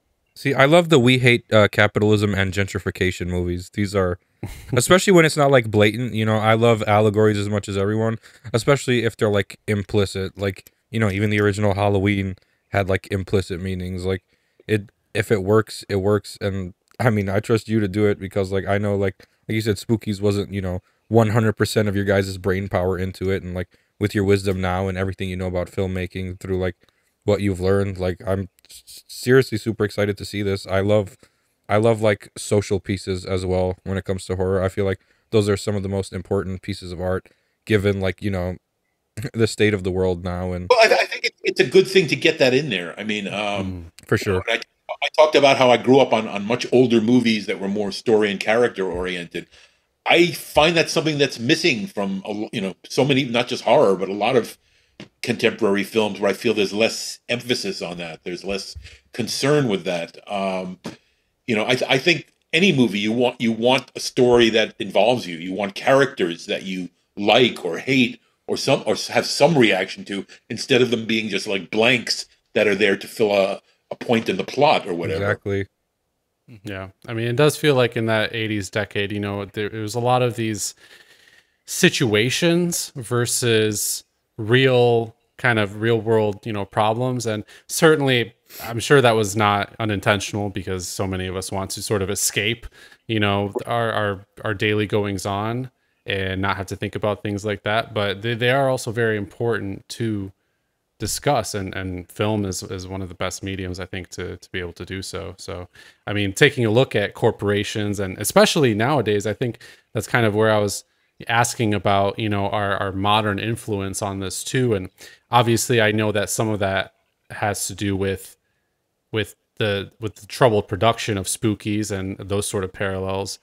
But clearly nowadays, corporations, especially here in America, are just such a massive part of our everyday lives, whether we see it or not. So It's kind of a cliche in terms of, a lot of stories have used that kind of an element. mhm. But the fact is, now I think we're all sort of resigned to the fact that corporations own everything, and they pretty much dictate everything that goes on in our lives in most respects. And people have, despite the fact that there has always been some resistance and still is, I think people have also accepted the fact that, yeah, this is the world we live in. Yeah, and it just sucks because, like, all these corporations with this like elaborate ruse and facade of being like, oh, we're person centered, we care about the people. Meanwhile, even me, like a couple months ago, my partner, she had an ectopic pregnancy and almost died, and we lost a child. And then the company I was working for, like, oh, we have your back, this and that. 3 days later, when you coming back to work? You don't have FMLA, you haven't been here a year, you don't have PTO, we need you to come back to work, yada yada yada. And it's like, we're a family, and by that you mean, hey, we're gonna work you like a horse, and then we're gonna throw you a pizza party, and hopefully you shut the fuck up. Yeah. Gosh, this sounds like something I said. The last full time job I had, which ended 10 years ago, I was working for a South Asian television company in Queens, in New York City, and they sort of had a similar attitude, where it was, we're family until there's something that we would prefer not to be, involved with, or we'd prefer not to have you do, and then you're no longer family. Um, I think that's part of business in general, I hate the kind of hypocrisy that a lot of it involves, and I especially do hate the hypocrisy of companies that try to, that will have advertisements and that sort of thing, telling the public how much we are concerned with you. Mm-hmm. Yeah, We're absolutely. I don't believe they're concerned at all. I believe they're concerned in terms of whatever the profit is they're making off of those people. But to me, it always comes across as incredibly phony. And I think ultimately, I think that's part. I mean, there's a big nationwide or worldwide conflict now about things such as wokeness, about certain ways of looking at things, about seeing things socially and otherwise in society. And I feel that's been accentuated to some degree by when corporations, and I'd say Hollywood too, just pours it on too thick, just overdoes it, becomes like a parody of what they're actually trying to say. Yeah, honestly. And it like kind of like when they pour it on too thick, it kind of undermines like the actual message, and people don't even want to hear anything from that perspective in general, like ever. Yeah, and and then ultimately, I think it distorts what's even being said in the first place. So Yep. Definitely, and in a movie, I mean, the one thing I don't want in Spookies II is I don't want to be laying on any commentary or social message, with a trowel and just making it seem like it's some major thing that I had to inform the audience. It's just there as a story element. It's and story elements of that sort of been used, long before this era, and and corporations will always be the enemy of the people, most likely. Yeah. Yep. Yeah. I mean, I was wondering about to what extent, that kind of messaging or themes would be present in Spookies 2, because obviously you kind of have to toe the line between subtlety and actually getting it across and still maintaining it as a story element, because it's so easy, I think, to just, hammer the audience over the head with these kind of things. I try and make it work in terms of developing an element like that through the story, and giving it like a fitting, a satisfying climactic moment that brings things together as far as that aspect goes. And I think that's all important, but I don't want it to overwhelm. I don't want any, I would be really upset if anybody felt that element was overwhelming the rest of the film. Sure. Yeah. No, I Yeah, agree. for sure. I mean, nowadays everything has to be like super implicit too, for the sake of like who's gonna want to watch it. Because if anything's like not subtle, then everyone kind of shits on it. I mean, you saw the remake of Black Christmas. Like, That's another aspect of contemporary film where I feel like it's weird, because audiences in some ways are much smarter than they've ever been, because they've seen more stuff than any other generation, and people have sort of a working understanding sometimes of very sophisticated things, very sophisticated stories. But at the same time, I feel like in some ways, and this has got to do really with facts, like you were just saying, like the studios want to make films dumber. They want to make films more easily acceptable to the people they're trying to sell them to. And in some cases, that really, makes the dramatic and other elements suffer quite a bit. and it's kind of like insulting to the viewer, but is to us, what would be, what we perceive as insulting might be eye-opening to some, which is crazy because, like, you mentioned like the level of intelligence of the moviegoer, but then the average moviegoer, the average Joe, like a lot of people don't even think about half of these things, and they're just like, "Well, I never looked at it that way." You know what I mean? So it's I just mean, a balance. think that's always been the case with society. I mean, you've got a vast majority of people who don't know shit, are not necessarily trying to better themselves, think that they're already smart. Why would they want to be smarter? Yep. Just a lot of cognitive dissonance in general, even in like the movie business, which is Right. insane. But I would never. I mean, I can't see myself ever making an effort to cater to that kind of mentality. I mean, and if I ran up against that, I'd definitely combat it, because I would rather make the audience work a little or think a little, and maybe come away with something more than they had before they saw a film. Yeah. No, it's important, because I mean, we've discussed this on the podcast more times than I'd like to admit, which is, the over explanation of so many things, the not only the tropes, but the like massive exposition and having to explain everything, every little thing. And then like to people in the movies, for some reason too, like every like villain in horror movies like coming into frame and explaining their whole reasoning like some sort of Bond villain. Like that's crazy. I don't understand how that is still done. None of us do.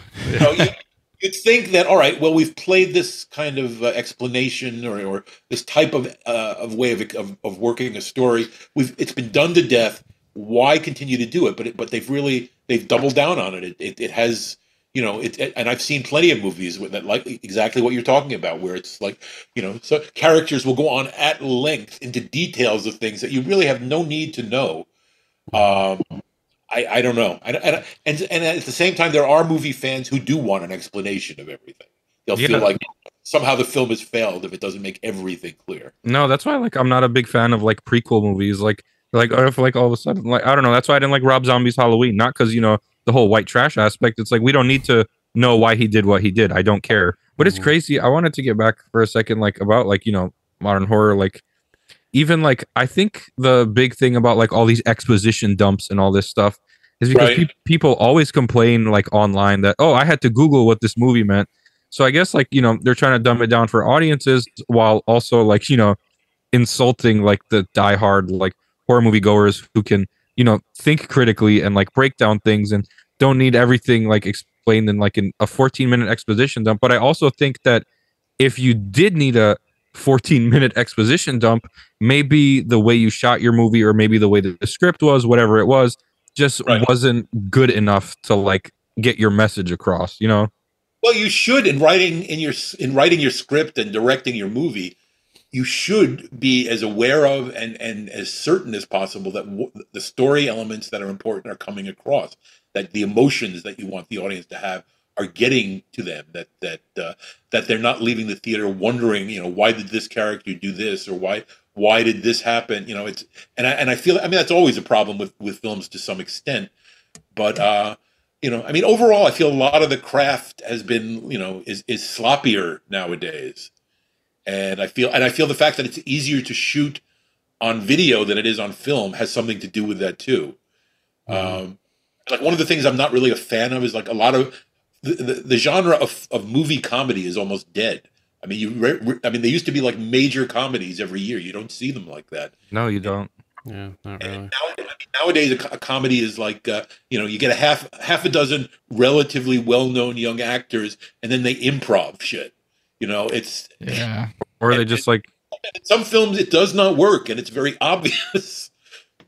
No, it's weird with comedy too. Like nowadays, like you're like, well, we need the next big comedy movie, and everyone's like, how about we just throw in Seth Rogen and James Franco again? And it's just exactly, and it's to me that's just lazy filmmaking for sure.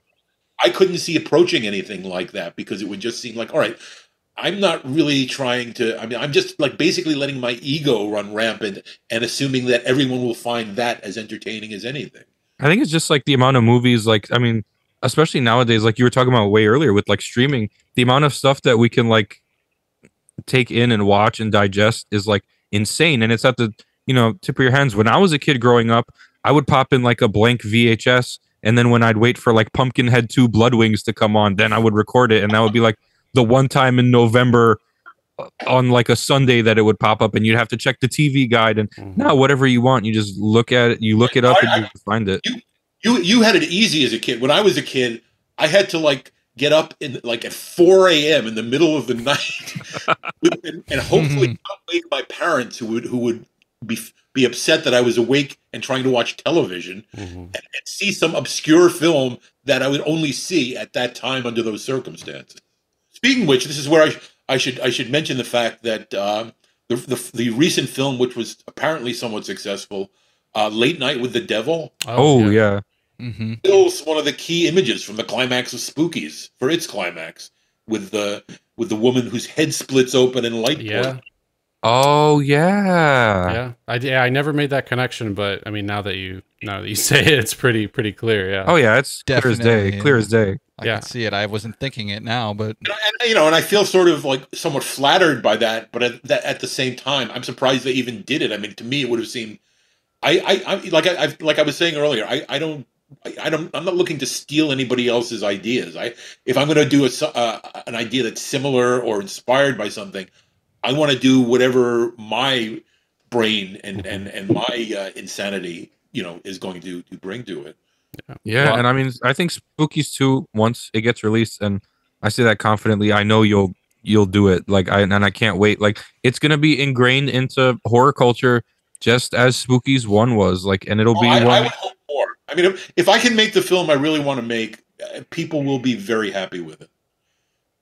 I think the word really is just authenticity, and I think what you are all trying to do with Spookies originally and what you are doing now with Spookies 2 is just to create the most authentic product possible. And I mean, I feel like that's kind of the vibe that we've gotten throughout this entire episode so far, is just to kind of stay true to yourself. Thank you for recognizing that. I mean, one of the things I tell fans when I'm talking with them frequently is, like, why do you just settle for all these lame sequels for movies that... we don't.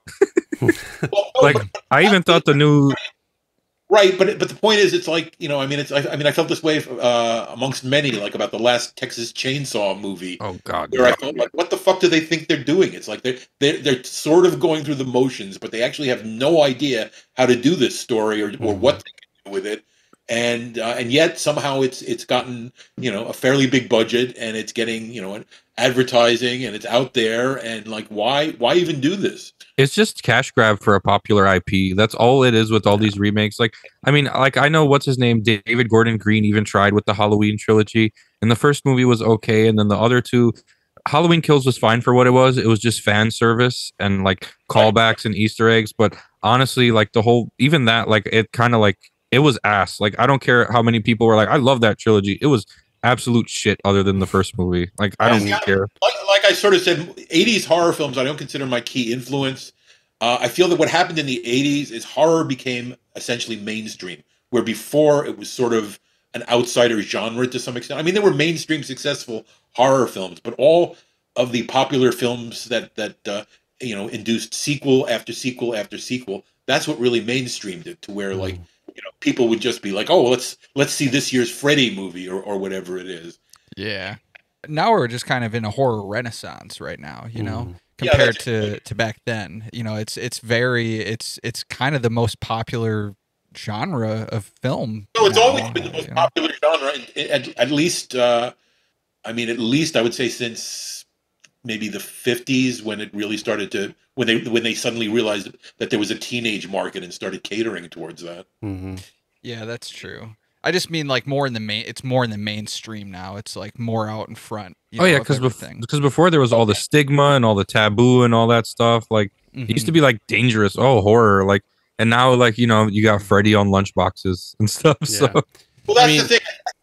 I mean, recently they've been advertising the new Terrifier film, by saying, oh, people are screaming and vomiting and fainting, and we have nurses on hand, and this is stuff they used to do back in the 50s. Oh yeah, I read so many articles about that. Well, I did want to ask, because of your roots of this project and of everything we've been discussing, in terms of new filmmakers or micro budget filmmakers, or even just filmmakers like us who are aspiring to, really put something significant out there, what advice do you have for them? Give up now while you're young. Well, we're not that young. I think the advice would simply be to realize that it's always a difficult road. I think even if you're successful, even if you achieved fame, there's usually something that's gonna mitigate that fame, that's going to maybe force you to reconsider what you're doing or how you're doing it. And the fact is also that just constant rejection can wear you down sometimes pretty quickly. And I think that's why the average person who tries to get into film, like all the people I initially went to film school with, I like after the first year at film school, like half the class dropped out of film school. It's obviously something that not everybody can quite deal with, either whether it's creatively or just the raw guts you have to keep putting up with all this shit year after year. Great answer. Honestly, I mean, it's kind of what I've heard time and time again. Is it can get to people, and the rejection can really eat at you. But kind of like I said earlier, it's the passion. If the passion is deeper than that, you're definitely able to overcome that. And the longer you stay, the more you're making it in the business. Yeah, I mean, so myself and my partner Tom, we talked about this at length all the time. We tried to figure out how can we stop making films? If there was only some way we could stop wanting to make films, we'd be so much happier. Yeah. I think the people who have that mindset probably are the ones who are meant to do it, because it's not just like if you get bit by the creative bug, some people just squawk at the first sign of failure. But if you're really committed to it, if that's really what you're meant to do, then nothing's really going to get in your way. What is where does your failure stem from? There's a difference between failing at raising money, which I'm very, very good and very experienced at, and failing creatively, or realizing that you don't have the judgment, or you don't have the visual sense to maybe make movies or any number of things. Yeah. It's a very complicated business, but in that respect, then what's next for Spookies II, and when can people maybe expect some type of update or new news regarding the movie? I'm waiting for somebody to get back to me on this, but I'm hoping to get another piece in Bloody Disgusting, concerning some of the things like the effects people that I mentioned being part of the project, which hasn't been that widely publicized yet. I think casting is also very high on my list at the moment. And I'm trying, I told you we have a couple of companies interested, and we do. And they've sort of said that they definitely want to do the project. However, contracts haven't arrived yet. They're getting business matters settled. So I don't take any of that as gospel. I want to continue to get the project out there, but I think the way to get it out there is to get a couple of name actors attached that will make it easier for some people to decide it's worth bankrolling, really. And there are a lot of people. The main issue is that I don't want to get into a position that if you're at a major company and you want to get a script to an actor, or you want to get them to agree to be a part of a project, there's usually upfront money involved. Yeah. And even if we get the money I'm looking for, I don't expect there to be that much available upfront money. But I'm thinking of possibly doing a crowdfunding thing simply to raise money so we can go to casting directors and say, hey, we want to get X, Y, and Z. What do they need? What do we need to be able to attach the name to our project, which would then help us with any fundraising efforts. So I'll tell you what, this is so silly, but when I watched Spookies, I was at such a rough time in my life. I told you about my legs being crushed by granite, and then not even. How are you doing since that happened? He can walk. I'm bionic, basically. That's what I got TikTok famous for. I told the story of how it happened.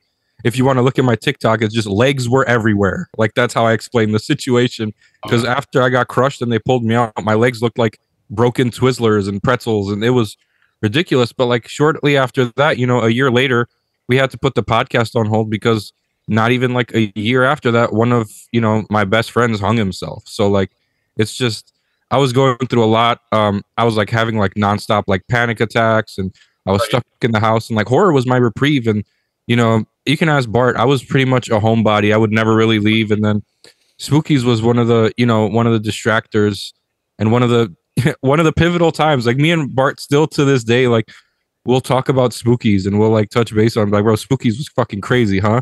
Like the what was up with the farting monsters? That was kind of out of place. But because later, you know. yeah, I mean, we couldn't even hear the farting on the fucking this fucking dog shit quality. I don't think so. The thing regarding that I still can't get over. I mean, there are many things about it I can't get over, but the farting, most of it is in the music track. Oh my god! Wow. Well, I saw the sound engineer in the documentary who basically took credit for it, and yeah, I didn't know it was part of the music. I had a brief before the documentary was made, years before. I had some back and forth with him on probably YouTube, because he had posted about having done all that with the sound effects, and I made a few unpleasant comments to him, and he was like, "Oh, what are you bitching at me for?" And then later he bragged about being the one responsible for getting the farting in there. Yeah. Well, that was one of the in the back of my mind was one of the things I asked about when I asked about the horror elements before, because I mean, I guess I suppose I understand why they did it. However, well, I think that was they did it because our backer Michael Lee was obsessed with toilet humor, including farting. But obviously, you know, in my opinion, if that wasn't part of it, like you said in the documentary, like that scene would have been much more effective in terms of horror, like suspenseful. The original version, that scene was pretty effective because those things look pretty, you know, they're threatening. Oh, they're gnarly, yeah. But it was cut. Let me put it this way: it's cut in such a way now. It looks like there are two of them. They're the muckmen, by the way. That's what we always refer to them, the muckmen. And there were originally three of them in the scene, but the way it's cut now, it looks like there are only two of them. And another thing I don't understand. It's so fucking weird. Yeah, I mean, I could definitely see that scene being much more suspenseful and scary without, you know. See, that's one of the things too, is that the way it was recut, there was suspense. Those scenes were, you know, had a certain amount of suspense built into them. But if suspense basically requires slowing things down enough to be able to not let things happen to keep somebody in suspense. Mm-hmm. Yeah. But when you take a scene like some of this, like the Spider Lady scene, it's just boom, boom, boom, boom. It's all over in like 30 seconds. Yeah. Yeah. Well, if there's anything to take away from this episode, it's the importance of proper editing. And editing is my favorite part of making movies, actually. Yeah. Hey, the film comes to life in the edit, man. That's true. I mean, until you get there, I mean, you know, you can film everything on set, you know, get the footage. The footage might look great, but really, you get in there, you start putting a rough cut together, and it's still like, you know, you still have all the sound, all the little tweaks, all those little things that you have to, the sound effects, the music, all of that really, like, that brings it home. And it's not until then that you really see the vision come to life and you understand, okay, that's what it was supposed to be, or that's what we were going for. Because before then, it's difficult, especially if you're not the one who had the initial vision, or you don't share that vision with someone else who's editing it or working on it. Then you really have to, you know, be, you know, very on top of your game in post-production to make that film come to life in the edit. And well, I'm a visualizer. I always think in very visual terms. I usually have already thought out the cutting and things like that in advance. I know what I'm going for. I mean, things change, but I've also seen many directors who they shoot stuff and they have no idea how it's cutting together. Without a good editor, they would be really kind of stuck. Yeah, and see, I don't understand that. I'm just like you, Frank. When I write, I'm always envisioning it the exact way that it will, you know, it'll be portrayed on the screen. The way that you'll watch it, I'm watching it basically as an audience member, but I'm writing down what I'm seeing. Right? I mean, a lot of filmmakers don't have that ability to visual. I mean, actually Kevin Smith is probably one of those people, and he'll even say, "Oh, I'm not really a good director. I have no visual sense at all." Right? And he does rely, you know, largely on dialogue and characters and things like that. and I appreciate his honesty. But the fact is, it's not something every film director is capable of. To sort of get a sense of it in their heads before you get to the editing room, and before you shoot it. Yeah. So do you pretty much have an end-to-end, like complete visual framework of the sequel already in your head? For the most part, I will have that more solidified when I storyboard it. Okay, yeah, fair enough. I mean, that's a big important thing too, and that's not something that even like we primarily doing short films have necessarily done too much. I mean, yes, we have kind of shot lists, but I don't think we've really ever necessarily like done hand drawn storyboards of anything before. And, Oh, well, since I can't draw, I wouldn't be doing hand drawn. But okay, but the fact is now that I mean, I'll make like crude storyboards if I have to myself. If I can get an artist to work with me, great. There's also, I'm hoping to get the time shortly. There are lots of interesting new storyboarding software that's been coming out, and I think that might be what I've been looking for a while, where it's sort of taking the capabilities of AI art and being able to allow you to integrate that into a storyboarding format so that you can essentially get all your shots worked out. And it can even, one of the programs I'm looking at even does like animatics of scenes. So Yeah, that's really cool. Actually, I think so. A really good friend of mine and collaborator of mine, he actually just used some. I'm not sure the exact software that he used, but he did use a software that does that. It incorporates, AI into it to kind of help like you visualize what the scene might be. And he put together a very very small storyboard for something that he was doing, but yeah, he showed it to me and looked pretty cool. I was like, oh, I'm gonna have to look into the I've had software mixed a bit. feelings about AI, but I also see it as something that's like happening no matter what anybody has to say about it, yeah, because it's ultimately the commercial end of things always dictates the movie business to a great extent. And I used AI for the first time to do I have what I call the illustrated lookbook of just I have a synopsis of the film with page after page of concept art, illustrating key stuff in the story. And I was incredibly satisfied with what I was able to put together with that. It really took a lot of trial and error. It took, sometimes I couldn't get quite what I wanted, but I really got a lot of visuals that were almost exactly what I was looking for. And so I think I just see it as a valuable tool. Absolutely. I agree with you 100%. I think that it can definitely be a super valuable tool Yeah, to I use. feel like but I feel like for assisting in things like, yeah, for sure. I have like my reservations about like the creativity aspect or like replacing like certain things with it. Because I mean, yeah, Total reservations about that. Yes. yeah, me too. guys, I think we might be approaching the end of our time here. Yeah, we've only been doing this for what, like Only like 2.5 hours. I don't know. This was amazing. This was like the highlight of my fucking week. I'm about to go No, fucking I snort agree. some Adderall too now. I agree. But any other last either questions for Frank regarding Spookies or Spookies 2, or Frank, if you wanted to say any final comments? I wanted to ask I would Frank. say catch up with me again in a few months when maybe Absolutely. significant will happen before then. No, I would simply say that I appreciate you guys and the questions you answered. I greatly appreciated the fact that I didn't have to go through the Spookies lore again about everything that happened that I feel I've talked to death. And I hope all my future interviews will understand that I'd rather be focusing on the present than the future. Oh yeah, No, we had I had really no intention about uh talking you to death about Spookies 1 because like I said, I saw the documentary once I found out who you were, and then Bart's like, "Hey, guess what? Guess who we got on the podcast?" I'm like, I don't talk like that, by the way. I'm like, no, that that's impression. no, yeah, no. I mean, only That's just a typical mocking imitation. Yeah. Of yeah, no. It It's is. just it's How just I, you know, it's how I just do it friendly too. squabble. But Frank, I was gonna ask you, you do love horror. What are you doing for Halloween? Is my final question.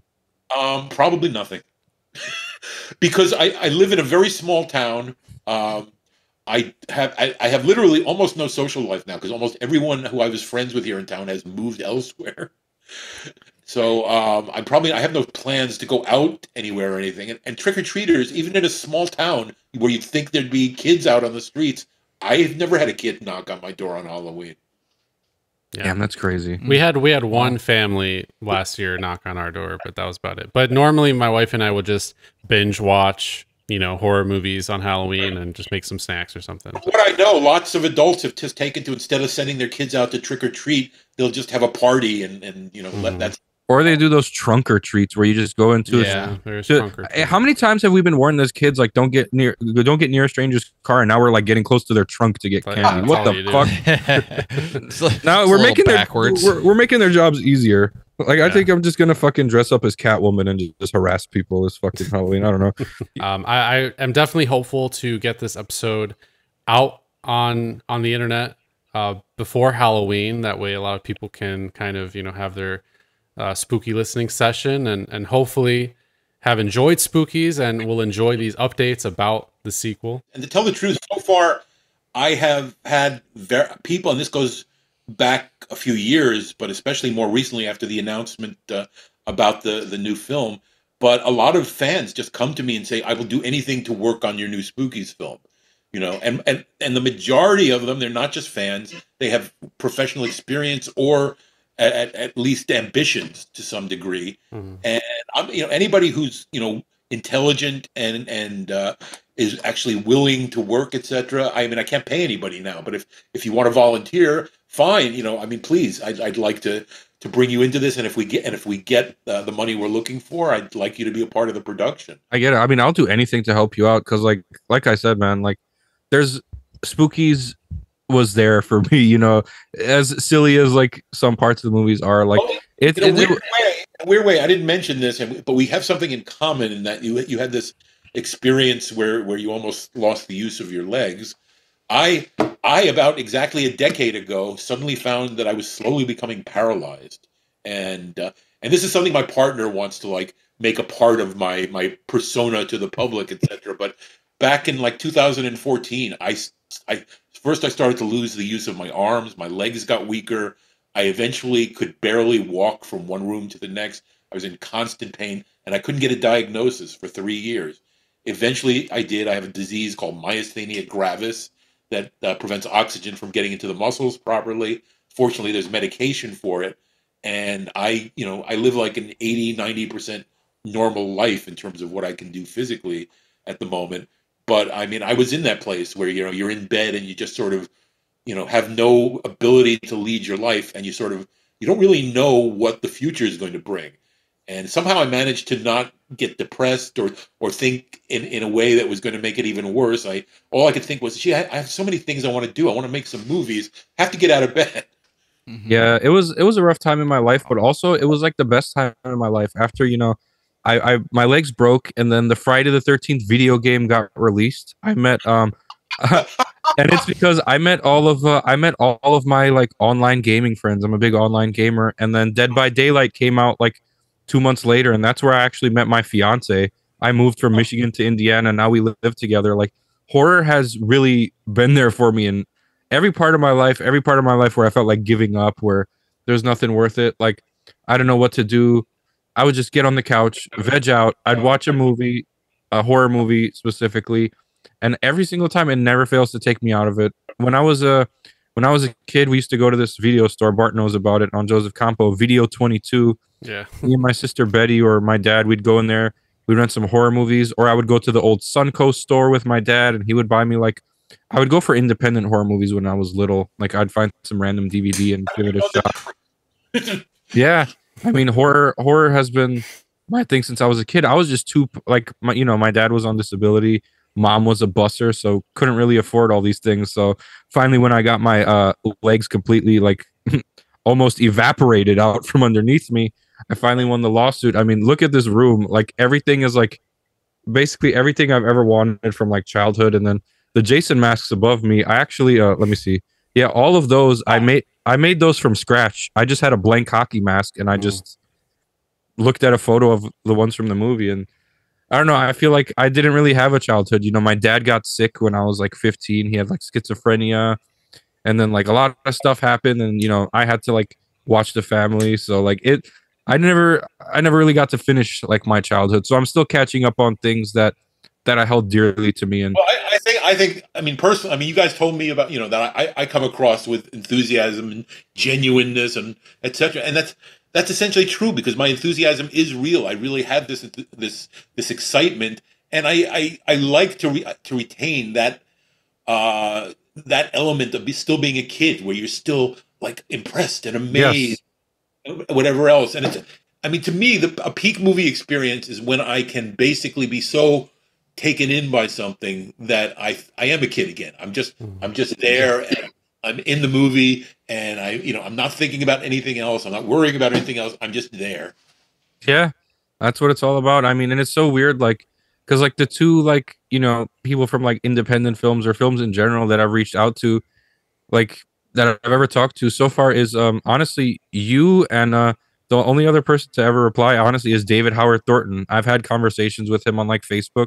He replies to people. He has, like, me and him have had conversations about like movies, about him being in like video games and stuff like that. He's a cool dude too. So like, it's like you were saying earlier about all these independent people, like they interact.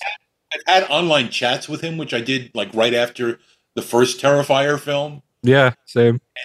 And here's something. Here's a scoop for your show. I actually have someone getting Spookies II script to him, and I have a role. And I have a role that I actually wrote for him. Wow. I think he's good. I don't think know if we can get him. He's going to be like really expensive to get very soon. So. I think he'll do it. I mean, he did that crazy like Grinch spinoff that was like horror. True. He did, yeah. Well, I've got a part for him that's not really a horror part. It's more of a comedy part. But one of the things he said when I chatted with him that he said to me, and then I've seen him say in interviews, he likes to do physical comedy. Mm-hmm. Oh yeah, he does. I've heard So that. I have a role that's like basically all physical comedy. Well, he did I think a fan film or something as the Joker, and which obviously is extensive physical comedy. And Right. if you see that clip, I mean, just from his facial expressions alone, the way he moves his body to kind of portray a very cartoon-like version of the Joker is well, very impressive. And obviously, what he does as Art the Clown is a lot of physical.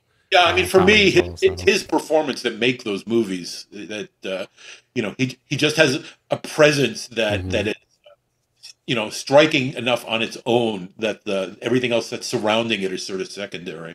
Yeah, Honestly. Definitely, 100%. well, that's a super interesting scoop. So we'll see how that pans out. We would definitely love to have you on with updates in the future if you're interested. But I think we're probably going to have to cut it there, unfortunately. But we're very, very thankful for you coming on to the show, and we very much look forward to more about Spookies II, Spookier. And I look forward to talking to you again. We had a good conversation. Absolutely. Thank you so much, Frank. It was great talking to you, man. Thank you for being here, and thank you for expanding on Spookies 2 a little bit for us, and giving us at least what you could with it, and answering all of our questions, and just talking with us for a bit. Honestly, it's been a blast. I appreciate you guys, and let's do it again soon. I'm Absolutely. down. Looking forward to it. For sure. All right. Thank you, Frank. Fantastic, man. You have a nice night, guys, and we will talk soon. All right. See you, Frank. Talk very soon. Thank you. Bye. Have a Take good care. night. All right. Good night Thank now. you, Frank. All right, Fiends. So that was Frank Farel. Thank you so much to him for coming on and discussing Spookies and Spookies 2 with us. Obviously, you're going to want to stay posted on more information regarding the sequel, which I'm very much hoping is going to be highly anticipated by a lot of you. I know we're super excited about it, but that's going to do it for the end of episode 111. Guys, where can they find Grave Discussions if they want to stay up to date on all of our stuff? Oh gosh, I mean, if they want, they can check Podbean, they can check Apple Podcasts, they can check our socials. Grave Discussions has a TikTok, we have a YouTube page. Do we still have that X account? No, but we do have a Facebook and Instagram as well. Okay, fuck X. Yeah.